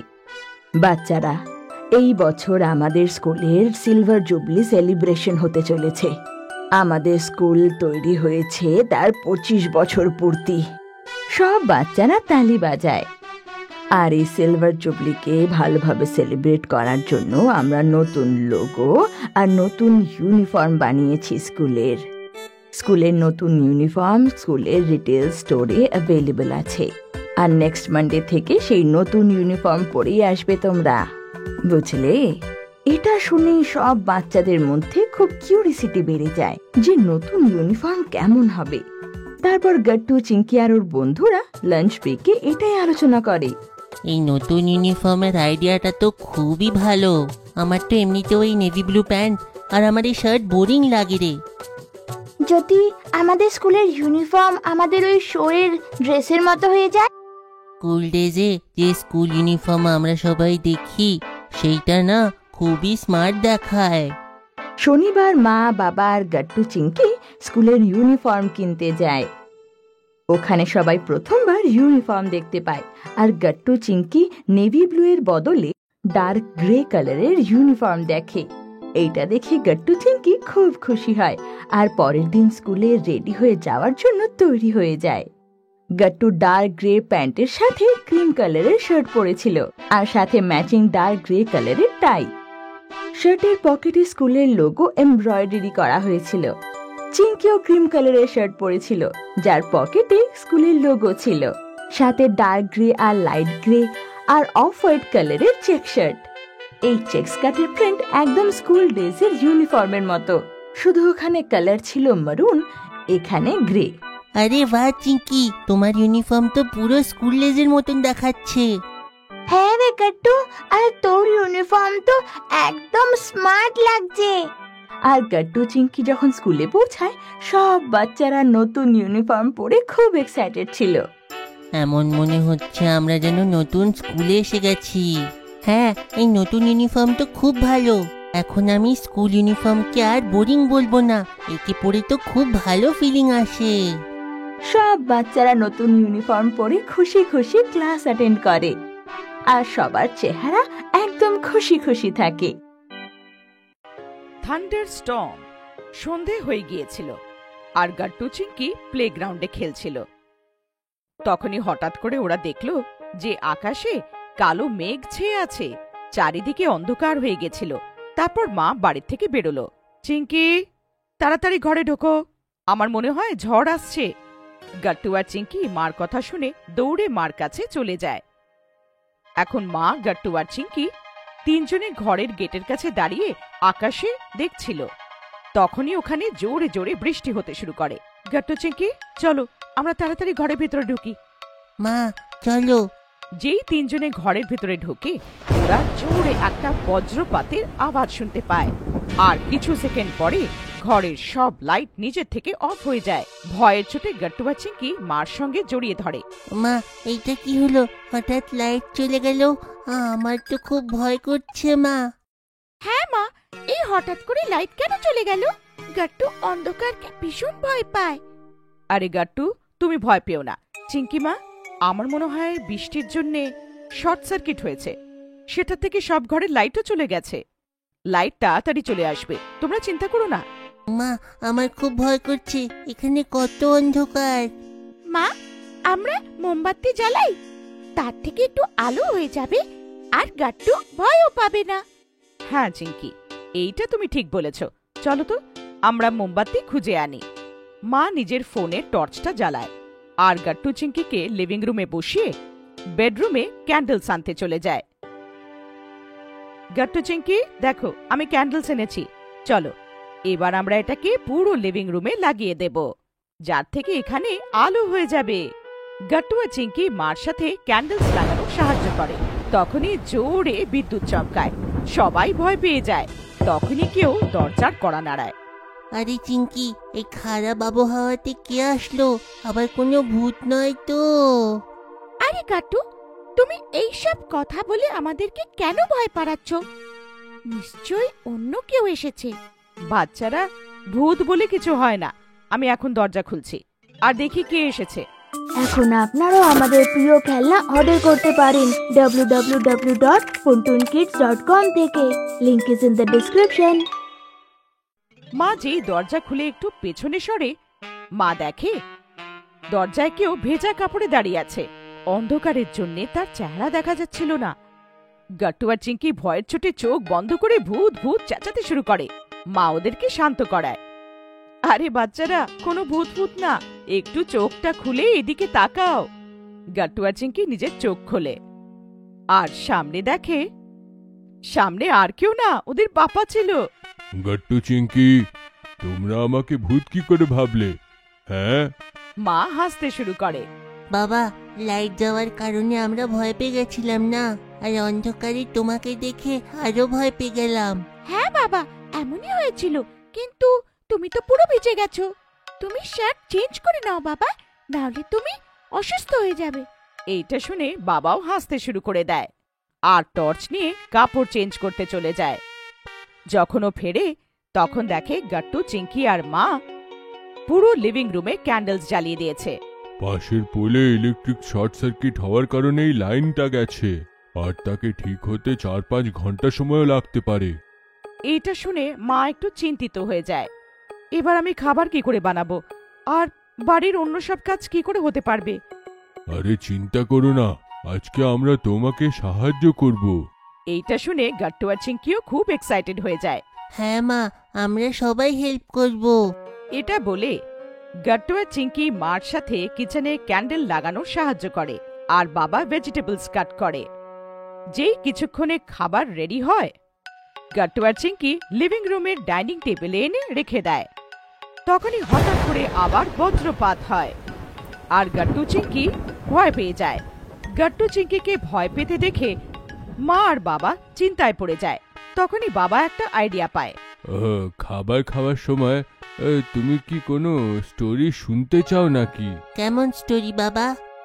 বাবা, এটা কি কোনো হরর স্টোরি হবে? আরে না না বাচ্চারা, এটা হরর স্টোরি নয়, এটা আমার ছোটবেলার কথা বলবো, ঠিক তোমাদেরই মতো। বাবা, আমরা যখন ছোট ছিলাম সেখানে স্টোরি কি? হ্যাঁ বাচ্চারা, যখন আমি তোমার বয়সের ছিলাম তখন আমি আমার বাবা মার সঙ্গে গ্রামে থাকতাম। সেইখানে লাইট মাঝে মাঝেই আসে। বাবা, তুমি টিভি কি করে দেখো? আমাদের এখানে যদি লাইট আসলো না, তাহলে তো আমরা নিজের ফেভারিট শো মিস করে দেব। হ্যাঁ বাবা, আজও আমরা টিভি দেখতে দেখতে ডিনার করতে পারবো না, আমাদের ফেভারিট শো মিস হয়ে যাবে। আরে বাচ্চারা, তখনকার সময় অনেক বাড়িতে টিভি হতোই না। গাট্টু আর চিঙ্কি এইটা শুনে হতবাক হয়ে যায়। তাহলে তুমি কি করতে বাবা, বলো না। আরে আরে ঠিক আছে বাচ্চারা, তুমি আগে মাকে ডাইনিং টেবিলে এটা রাখার জন্য হেল্প করো। গাট্টু আর চিঙ্কি তাড়াতাড়ি মাম্মির হেল্প করে আর সবাই ডাইনিং টেবিলে বসে পড়ে। বলো না বাবা, তোমরা কি করতে? আমার তো খুব এক্সাইটমেন্ট হচ্ছে এইসব জানার জন্যে। বাচ্চারা, সেই সময় আমার গ্রামে 2-3 দিনে একবার কারেন্ট আসতো, আর আমরা সব কাজ বিনা লাইটেই করি। সব এমপ্লয়ি একসঙ্গে সব সময় সকাল 4টেতে উঠতেন। বিশেষ থেকে বিশেষ কাজ অন্ধকার হওয়ার আগেই শেষ করে দিতে। আমরা সকলে 7টা-8টার মধ্যে ঘুমিয়ে পড়তাম। কি এত তাড়াতাড়ি শুয়ে পড়তে? আজ সকালে এত তাড়াতাড়ি উঠতে? হ্যাঁ বাচ্চারা, আগের দিনে লোকেরা তাড়াতাড়ি শুতো, তাড়াতাড়ি উঠতো। তাই আমার আর তোমার মায়ের ভয় একদমই লাগছে না। ওয়াও বাবা, কত আশ্চর্যের কথা এটা। সবাই কথা বলছিল, ততক্ষণে লাইটও এসে যায়। আরে বাহ, লাইট এসে গেল। কিন্তু আমার তো লাইট ছাড়াই মজা আসছিল। ভিডিও গেমের চেষ্টা। স্কুল শেষ হতেই গাট্টু চিঙ্কি ঘরে চলে আসে। চলো সোনারা, খাবার তৈরি হয়ে গিয়েছে। খুব খিদে পেয়েছে না? স্কুল থেকে এসে আগে হাত পা ধোয়া। হ্যাঁ মা, খুব খিদে পেয়েছে। আর আজ তো তুমি ছোলে ভাটুরি বানিয়েছো না? উফ, কি দারুণ গন্ধ আসছে। গন্ধ তো আসবেই, কারণ এত ভালোবেসে বানিয়েছি যে। চলো তাড়াতাড়ি বসে যাও, না হলে খাবার ঠান্ডা হয়ে গেলে মজাই পাবে না আর। হ্যাঁ মা। গাট্টু আর চিঙ্কি ডাইনিং টেবিলে বসে পড়ে। মা ওদের প্লেটে ছোলে ভাটুরে বের করে দেয়। চিঙ্কি ওটা খাওয়ার জন্য খুব এক্সাইটেড ছিল, কিন্তু গাট্টুর খাওয়ার দিকে মন ছিল না। মা, তোমার ফোন কোথায়? আমার ফোন? কি দরকার আমার ফোন? চাই, একটু বলো না কোথায়। আগে বল যে কি দরকার। তুমি বুঝবে না। আরে বাহ, এটা তো দারুণ। চিঙ্কি, কি হয়েছে ওর? আরে ওই গেমটা খেলতে চায়, একদম দিও না ওকে। Mind your own business Chinki. একটা নতুন গেম এসছে আর সবাই ওর বন্ধুরা এই ব্যাপারে কথা বলছিল। আর এই গেমটা মোবাইলে খেলে। আচ্ছা, কি এমন গেম দেখি তো? মা, একটা কার রেসিং গেম আছে, জুমজুম এক্স। ওর মধ্যে অনেক ফাস্ট কার আছে, যেমন ফারারি, বুগাটি, যেটা নিয়ে তুমি খেলতে পারো। আমার সব বন্ধু ওই গেমটাই খেলছে মা, আমারও খেলার আছে। খাওয়ার পরে একটু খেলতে পারবো না প্লিজ মা, প্লিজ? আচ্ছা আচ্ছা, খেলিস তুই, এখন খাবারটা তো খা। থ্যাংক ইউ মা, তুমি খুব ভালো। মা, ওর কথা শোনো না, না হলে ও ফোনের সাথে চিপকে যাবে, তারপর আর কারোর কথা শুনবে না। মা চিঙ্কিকে বাচ্চা ভেবে ওর উপর হাসতে লাগে। গাট্টু খাবার পর মায়ের কাছ থেকে ফোন নিয়ে নেয়। দেখ গাট্টু, এখন 2টো বাজে, আমি কিন্তু 3টের সময় ফোন নিয়ে নেব, বুঝেছিস? হ্যাঁ মা, নিশ্চিন্ত থাকো, আমি দিয়ে দেব। হ্যাঁ মা, আর 1 ঘন্টা প্লিজ, আমি একটা লেভেল আগে এসে গেছি। 4টের সময় নিশ্চয় ফোন দিয়ে দেব। এভাবে করতে করতে ঘড়িতে 7টা বেজে যায়, আর গাট্টু চিঙ্কির বাবাও অফিস থেকে ফিরে আসে। আরে, তুমি এসে গেছো? একটু গাট্টুকে বোঝাও না, সে দুপুর থেকে আমার মোবাইলটা নিয়ে বসে আছে, এখনো ফেরত দিচ্ছে না। গট্টু, মায়ের ফোন ফিরিয়ে দাও। গেম খেলতে থাকবে তাহলে চোখ খারাপ হয়ে যাবে। আর হোমওয়ার্ক করেছো? চিঙ্কি, এ আজ হোমওয়ার্ক করেছে? না বাবা, ঘরে আসতেই মোবাইলে গেম শুরু। গট্টু, ফোন আমায় দাও, যাও হোমওয়ার্ক করো। আজ থেকে তুমি ফোন পাবে না। শোনো, এতে পাসওয়ার্ড লাগিয়ে দাও। এখানে গাট্টু আর রাগ করতে পারবে না। সন্ধেবেলায় গাট্টু চিঙ্কি হোমওয়ার্ক করতে বসে, কিন্তু গাট্টুর মাথায় সেই গেমের খেলায় ঘুরতে থাকে।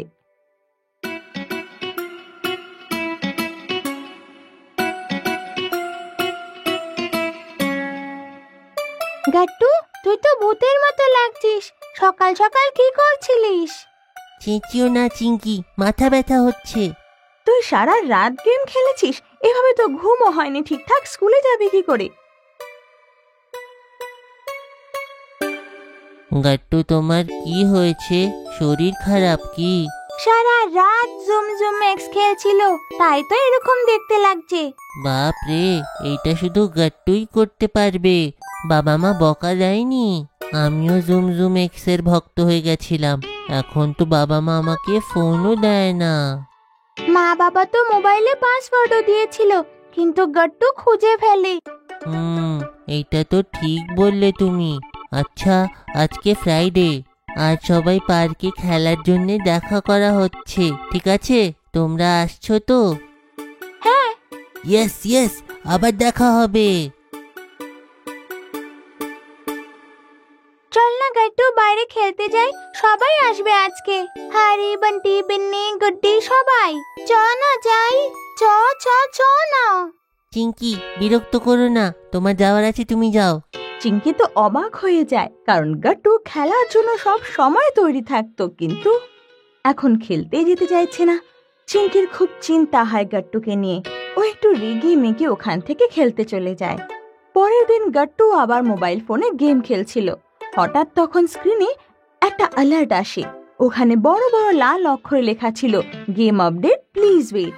ও ভীষণ ফ্রাস্ট্রেট করতে লাগে। ওর গেম খেলা ছিল, কিন্তু আপডেটের জন্য ওকে তো দাঁড়াতেই হবে।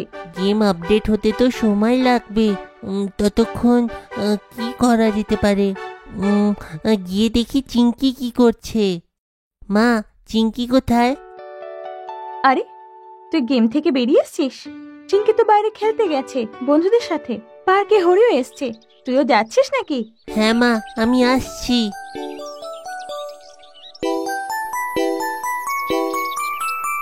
আরে গট্টু, তুই এসে গেলি?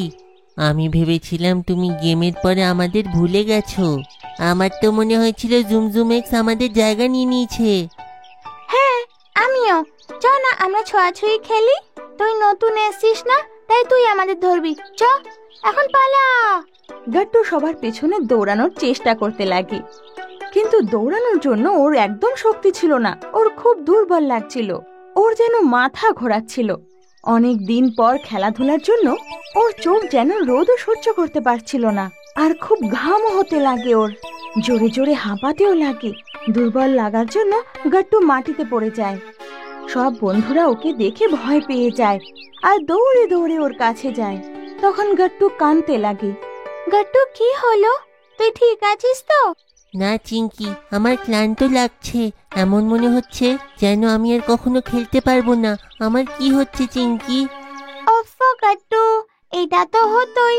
রাত্রিবেলা শুচ্ছিস না, খাবার খাচ্ছিস না, সারা দিন গেম খেলছিস, এখন তো দুর্বল লাগবেই। কোনো ব্যাপার নেই গট্টু, আমরা আবার তোমাকে স্ট্রং আর হ্যাপি করে তুলবো। তার জন্য আমাকে কি করতে হবে? এর জন্যই তোকে খেতে হবে সবুজ সবুজ শাক। আমাদের সঙ্গে খেলতে হবে। তোমার দরকার খুব ভালো ঘুম আর অনেক ভিটামিন ডি, যেটা তুমি পাবে সূর্য মামার থেকে। আর সব থেকে ইম্পর্টেন্ট গট্টু, তোকে গেম খেলা বন্ধ করতে হবে। গট্টুর খুব খারাপ লাগে, কিন্তু ও জানতো যে চিঙ্কি ঠিক বলছে। ঠিক বলছো চিঙ্কি, আমার গেম খেলা কম করতে হবে। গট্টু এবার চিঙ্কি আর বন্ধুদের কথা শুনে ঘরে গিয়ে আর ফোন ছোঁয় না। আর মা রাত্রিবেলার খাবারে ভেন্ডি আর রুটি দেয়, যেটা ও খুব আনন্দে খায়। আর সেই রাতে গট্টু টাইমে শুয়ে পড়ে। ওকে টাইমে শুতে দেখে ওর মা বাবা খুব আনন্দে হাসে। স্কুলে টিফিন টাইমে আবার নতুন গেমের চর্চা হচ্ছিল। এই গেমটা একটা ফ্যান্টাসি গেম, যার মধ্যে জাদুঘর আর ড্রাগন আছে। সত্যিতে? কি গট্টু, আবার গেমের ভূত হওয়ার ইচ্ছা আছে নাকি? হ্যাঁ, কিন্তু রোজ নয়, সপ্তাহে শুধু একদিন। গট্টু, তুই শোধরাবি না।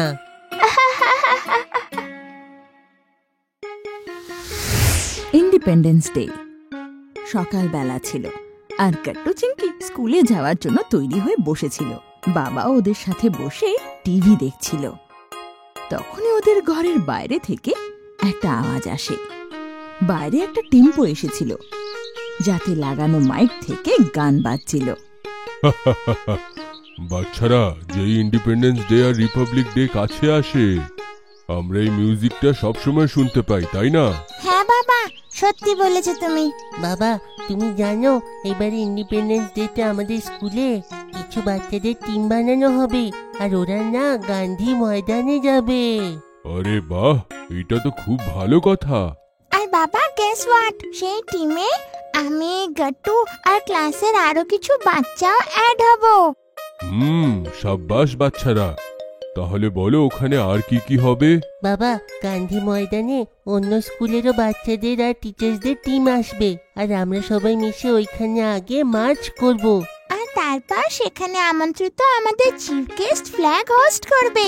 হ্যাঁ, শুধু এইটা নয় বাবা, অন্য স্কুল থেকে এমন বাচ্চারাও আসবে যারা ডান্স মিউজিক করবে। আমাদের স্কুল থেকেও সিনিয়রসদের গ্রুপ যাবে যে ডান্স করবে। তখনই মা সেখানে বাবা আর গট্টু চিংকির টিফিন বক্স নিয়ে আসে। আরে বাহ, এটা তো দারুণ কথা, কিন্তু এই নে, তাড়াতাড়ি টিফিন বক্স ব্যাগে রাখ আর তাড়াতাড়ি কর, না হলে তোদের স্কুলে যেতে আর বাবার অফিস যেতে লেট হবে। চ চ। গট্টু চিংকি বাবার সাথে স্কুলে চলে যায়। ইন্ডিপেন্ডেন্স ডে অবধি গট্টু চিংকি নিজের স্কুলের টিমের সাথে খুব মার্চ প্র্যাকটিস করে।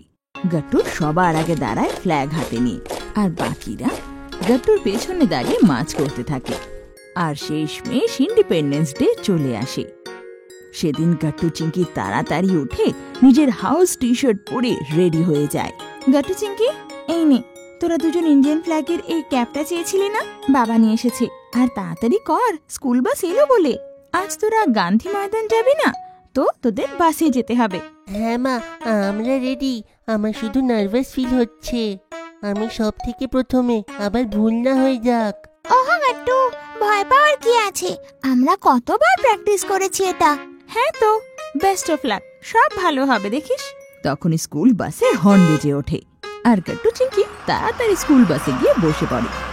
বাসে আগে থেকে ওদের টিমের বাচ্চারা আর পিটি টিচার ছিল। আর কিছুক্ষণের মধ্যেই ওরা গান্ধী ময়দান পৌঁছে যায়। সবার প্রথমে প্রত্যেক স্কুলের এক এক করে মার্চিং শুরু হয়। তাই গট্টু চিংকি নিজের টিমের সাথে গিয়ে মাঠে নিজের জায়গায় দাঁড়িয়ে পড়ে। চিংকি গট্টুর পেছনে দাঁড়িয়েছিল আর ওকে আস্তে আস্তে বলে, গুড লাক গট্টু, ভালো করে করিস। আর কিছুক্ষণের মধ্যেই মার্চ শুরু হয়ে যায়, আর গট্টু নিজের ইন্ডিয়ান ফ্ল্যাগ নিয়ে সামনে দাঁড়িয়ে পড়ে। গট্টুর সাথে সাথে অন্য স্কুল থেকে আসা টিম লিডাররা বলে ওঠে, attention, stand at is. Attention, stand at is. তারপর যে টিচার থেকে কমান্ড পায় ওরা সবাই একসাথে এগিয়ে যায় আর মার্চ কমপ্লিট করে। গট্টু তো সবার সামনে দাঁড়িয়ে নিজের টিমকে লিড করতে খুব প্রাউড ফিল হচ্ছিল। কিছুক্ষণ পর মার্চ শেষ হয়ে যায় আর সব বাচ্চারা সিটে বসে পড়ে। তারপর ডান্স পারফরমেন্স শুরু হয়। গট্টু, তুই দারুণ করেছিস সত্যি।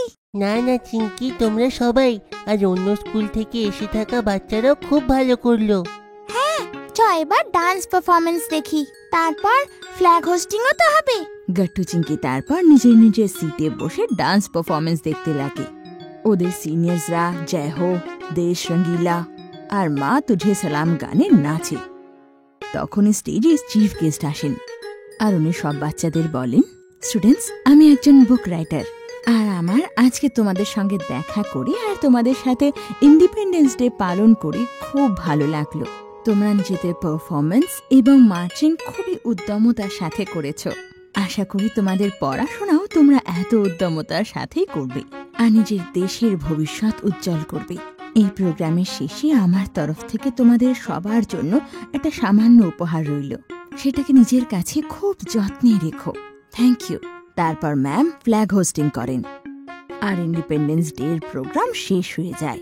গট্টু, ম্যাম বলছিলেন যে আমাদের জন্য গিফট আছে, তোর কি মনে হয় কি হবে সেটা? গট্টু কিছু বলতো তার আগে সেখানে পিটি স্যার চলে আসেন আর ওনার টিমের সবাইকে গিফট দিতে লাগেন। তারপর সব বাচ্চারা বাসে বসে নিজের নিজের ঘরে চলে আসে। বিকেল হয়ে যায়। মা বাবা অধৈর্যভাবে গট্টু চিংকির অপেক্ষা করছিল। আরে বাচ্চারা, তোমরা এসে গেলে তো, কেমন রইলো আজকের দিন? খুব ভালো ছিল বাবা, আর তুমি জানো সব ভালো করে হয়েছে। আমরা সারপ্রাইজ গিফটও পেয়েছি। আরে মা, এটা কি? মা, তুমি খুলে দেখো না। মা গট্টু চিংকির পাওয়া সেই গিফট খুলে দেখে, যাতে একটা ছোট্ট বই ছিল, যেটা ম্যামই লিখেছিল, যিনি চিফ গেস্ট ছিলেন। বাহ বাচ্চারা, এই বইতে তো ভারতের ইন্ডিপেন্ডেন্সের ব্যাপারে অনেক কিছু লেখা আছে। তোমরা এটা ভালো করে পড়ো, তাহলে তোমরা দেশের ব্যাপারে জানতে পারবে। তবে তো আমরা নিশ্চয়ই পড়বো বাবা। চ এবার তাহলে তাড়াতাড়ি রেস্ট নিয়ে নে, খুব হাঁপিয়ে গেছিস না? চ। এইভাবে গাট্টু চিংকি খুব ভালোভাবে ইন্ডিপেন্ডেন্স ডে সেলিব্রেট করে। রাখি বন্ধন। গাট্টু চিংকি স্কুল থেকে ফিরে আসছিল। ওরা দুজন বেশ এক্সাইটেড ছিল, কারণ রাখি বন্ধনের জন্য স্কুল 2 দিনের ছুটি দিয়েছে। চিঙ্কি, রক্ষাবন্ধনে কত মজা আসবে না? আমি তো অনেকগুলো মিষ্টি খাওয়ার জন্য অপেক্ষা করছি। হ্যাঁ গাট্টু, আর আমি সুইটসের সাথে সাথে আরো অনেক অনেক চকলেটও পাবো। হ্যাঁ, কিন্তু সেইটা কারণ তুমি আমাকে রাখি বাঁধবে। কিন্তু এটা তো ভুল কথা, তোমার রক্ষাও আমি করি, তবুও সব চকলেট তোমার। এটা ভেবে চিংকি কিছু চিন্তায় পড়ে যায়, কিন্তু ও কিছু বলতো তার আগে চলতে চলতে গাট্টু হঠাৎ থেমে যায়। কিরে, কি হয়েছে? থেমে গেলি কেন? চিঙ্কি, ওই দেখো ডগি। তুমি জানো তো এই ডগির থেকে কত ভয় লাগে। আরে হ্যাঁ, কিন্তু ভয় পাস না, একদম নর্মাল থাক, ও কিচ্ছু করবে না, তুই শুধু ভয় পাবি না। কিন্তু গাট্টু এগিয়ে যাওয়ার বদলে পিছু পা হতে লাগে, আর এর কারণে কুকুরও ওর ওপর চেঁচাতে লাগে। গাট্টু খুব ভয় পেয়ে যায় আর চেঁচিয়ে চিংকির পেছনে লুকিয়ে যায়। বাঁচাও, বাঁচাও চিঙ্কি, এ আমাকে কামড়ে দেবে। চিংকি বেশি দেরি না করে একটা স্টিক তুলে নেয়। যা যা যা এখান থেকে। গাট্টু দেখ, ডগি চলে গেছে, আর ভয় পাস না। থ্যাংক ইউ চিঙ্কি, আমার তো খুব ভয় লাগছিল, তাড়াতাড়ি বাড়ি যাওয়া হোক। আচ্ছা চ। গাট্টু চিংকি তাড়াতাড়ি ঘরে পৌঁছে যায়, কিন্তু চিংকি একটু শান্ত শান্ত ছিল। ঘরে মা কিচেনে কাজ করছিল। কিরে, তোরা এসে গেছিস? হ্যাঁ মা, তুমি জানো একটা ডগি রাস্তায় দেখা হয়েছিল। আমি তো খুব ভয় পেয়ে গেছিলাম, কিন্তু চিঙ্কি তাড়িয়ে দিল, আর আমরা তাড়াতাড়ি এসে গেলাম। আচ্ছা, তবে চিংকি এত শান্ত কেন রে? কি ভাবছিস তুই? আসলে আমি ডগের থেকে গাট্টুকে আজকে বাঁচিয়েছি। হ্যাঁ, এটা তো তুই খুব বড় কাজ করেছিস। তো এই কথাটা সবসময় তো সত্যি নয় মা, যে গাট্টুই সবসময় আমার রক্ষা করে, আমিও ওকে রক্ষা করতে পারি। তো কেন শুধু আমি গাট্টুকে রাখি বাঁধবো? ওরও তো আমাকে রাখি বাঁধা উচিত। চিংকির এই কথা শুনে মা আর গাট্টু অবাক হয়ে যায়। কথাটা তো একদম ঠিক বলেছিস, কিন্তু মা, আমার তো চিঙ্কির আইডিয়া খুব ভালো লাগলো। এইবার আমরা পরস্পরকে রাখি বাঁধবো, তারপরে আমরা দুজন সবসময় একে অপরের রক্ষা করব। এইভাবে আমরা দুজনেই চকলেট পাবো আর খুব মজা আসবে। ওহো গাট্টু, তুই তো সবসময় চকলেটের ব্যাপারেই ভাবিস। আচ্ছা ঠিক আছে, যদি তোরা এটাই চাস তবে ঠিক সেটাই হবে। সেদিন বিকেল বেলায় বাবা রাখি বন্ধনের জন্য খুব প্রেজেন্ট নিয়ে আসে। চকলেটস, মিষ্টি, রাখি, আরো অনেক কিছু। আর রাখি বন্ধনের দিন গাট্টু চিংকি তাড়াতাড়ি উঠে রেডি হয়ে যায়। কিরে, 8টা বাজলো যে, এটা রাখি বাঁধার জন্য একদম সঠিক টাইম। তো চ তাড়াতাড়ি একে অপরকে রাখি পরা, ঠিক আছে? হ্যাঁ বাচ্চারা, তোমাদের জন্য এটা খুব স্পেশাল রক্ষাবন্ধন। ঠিক আছে, আগে আমি রাখি বাঁধবো, তারপর গাট্টু আমাকে। ওকে চিঙ্কি, আমি নিজের রাখি নিয়ে আসি। গাট্টু দৌড়ে গিয়ে রাখি আনতে যায়, কিন্তু দৌড়ে আসার সময় ওর পা স্লিপ হয়ে যায়। ও পড়তেই যাবে, তখনই চিংকি ওকে সামলে নেয়। আরে গাট্টু, দৌড়াচ্ছিস কেন? ধীরে ধীরে আয়। দেখ না গাট্টু, তোকে আমি আরেকবার বাঁচিয়ে নিলাম। একদম ঠিক বললে চিঙ্কি। চিংকি গাট্টুকে ওর ফেভারিট রাখি বাঁধে, আর গাট্টু চিংকিকে চকলেট দেয়। এখন আমার সুযোগ। এই দেখো, আমি তোমার জন্য কত ভালো রাখি সিলেক্ট করেছি। হ্যাঁ, কি দারুণ দেখতে। তারপর গাট্টু চিংকিকে রাখি বেঁধে দেয়, আর চিংকিও গাট্টুকে চকলেট দেয়। ফাইনালি রক্ষাবন্ধনে আমিও চকলেট পেয়ে গেলাম। গাট্টুর কথা শুনে সবাই হেসে ওঠে। হ্যাঁ রে গাট্টু, এখন থেকে তোকে আর কোনো জিনিসের চিন্তা করার একদম দরকার নেই। আমি সব সময় তোকে কুকুরদের থেকে বাঁচাবো আর তোর রক্ষা করব। সত্যিতে মানতে হবে চিংকি, তুমি তো খুবই স্ট্রং আর বুদ্ধিমতী। হ্যাঁ বাবা। তারপর গাট্টু চিংকি মা বাবার সাথে সারাটা দিন এনজয় করে, কিন্তু ওরা তার থেকেও বেশি এক্সাইটেড পরের দিন স্কুলে যাওয়ার জন্য ছিল। পরের দিন গাট্টু চিংকি যেই স্কুলে গিয়ে পৌঁছায়, তো দেখে ওখানে সব ছেলেরা একে অপরকে রাখি দেখাচ্ছে। কিন্তু চিঙ্কির হাতে রাখি দেখে সবাই অবাক হয়ে যায়। আরে চিঙ্কি, তোমার হাতেও রাখি আছে, কিন্তু এমন কি করে? তোমাকে কে রাখি বেঁধেছে? আরে এইবার শুধু আমি গাট্টুকে রাখি বাঁধিনি, ও আমাকে পরিয়েছে। কি এটা কেন চিঙ্কি? রাখি তো শুধু বোনরা বাঁধে। কারণ আমি অনেকবার গাট্টুর রক্ষা করি।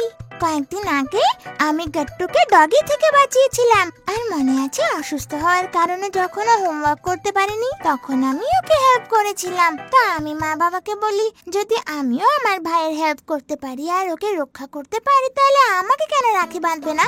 এইটা তো তুমি ঠিক বললে চিঙ্কি। তাহলে তো গাট্টুকে আমাকেও রাখি বাঁধা উচিত ছিল। আমি একে কতবার ম্যামের বকার থেকে বাঁচিয়েছি। এটা তো ভাই বোনের উৎসব না বান্টি, তাই ভাই বোনেরা একে অপরকে রাখি বাঁধতে পারে। কিন্তু আমি তো তোমাকে ফ্রেন্ডশিপ ডেতে ফ্রেন্ডশিপ ব্যান্ড বাঁধি। হ্যাঁ, এইটাও ঠিক আছে। সব বাচ্চারা তখন হেসে ওঠে আর ক্লাসে সবাই চিঙ্কির হাতে রাখি দেখে আর খুব প্রশংসাও করে। চিঙ্কিও মনে মনে গাট্টুর হাত থেকে রাখি পরে খুব খুশি ছিল। আমাদের ভিডিও ভালো লেগে থাকে তো আমাদের ভিডিওকে লাইক করুন, কমেন্ট করুন আর সাবস্ক্রাইব করুন।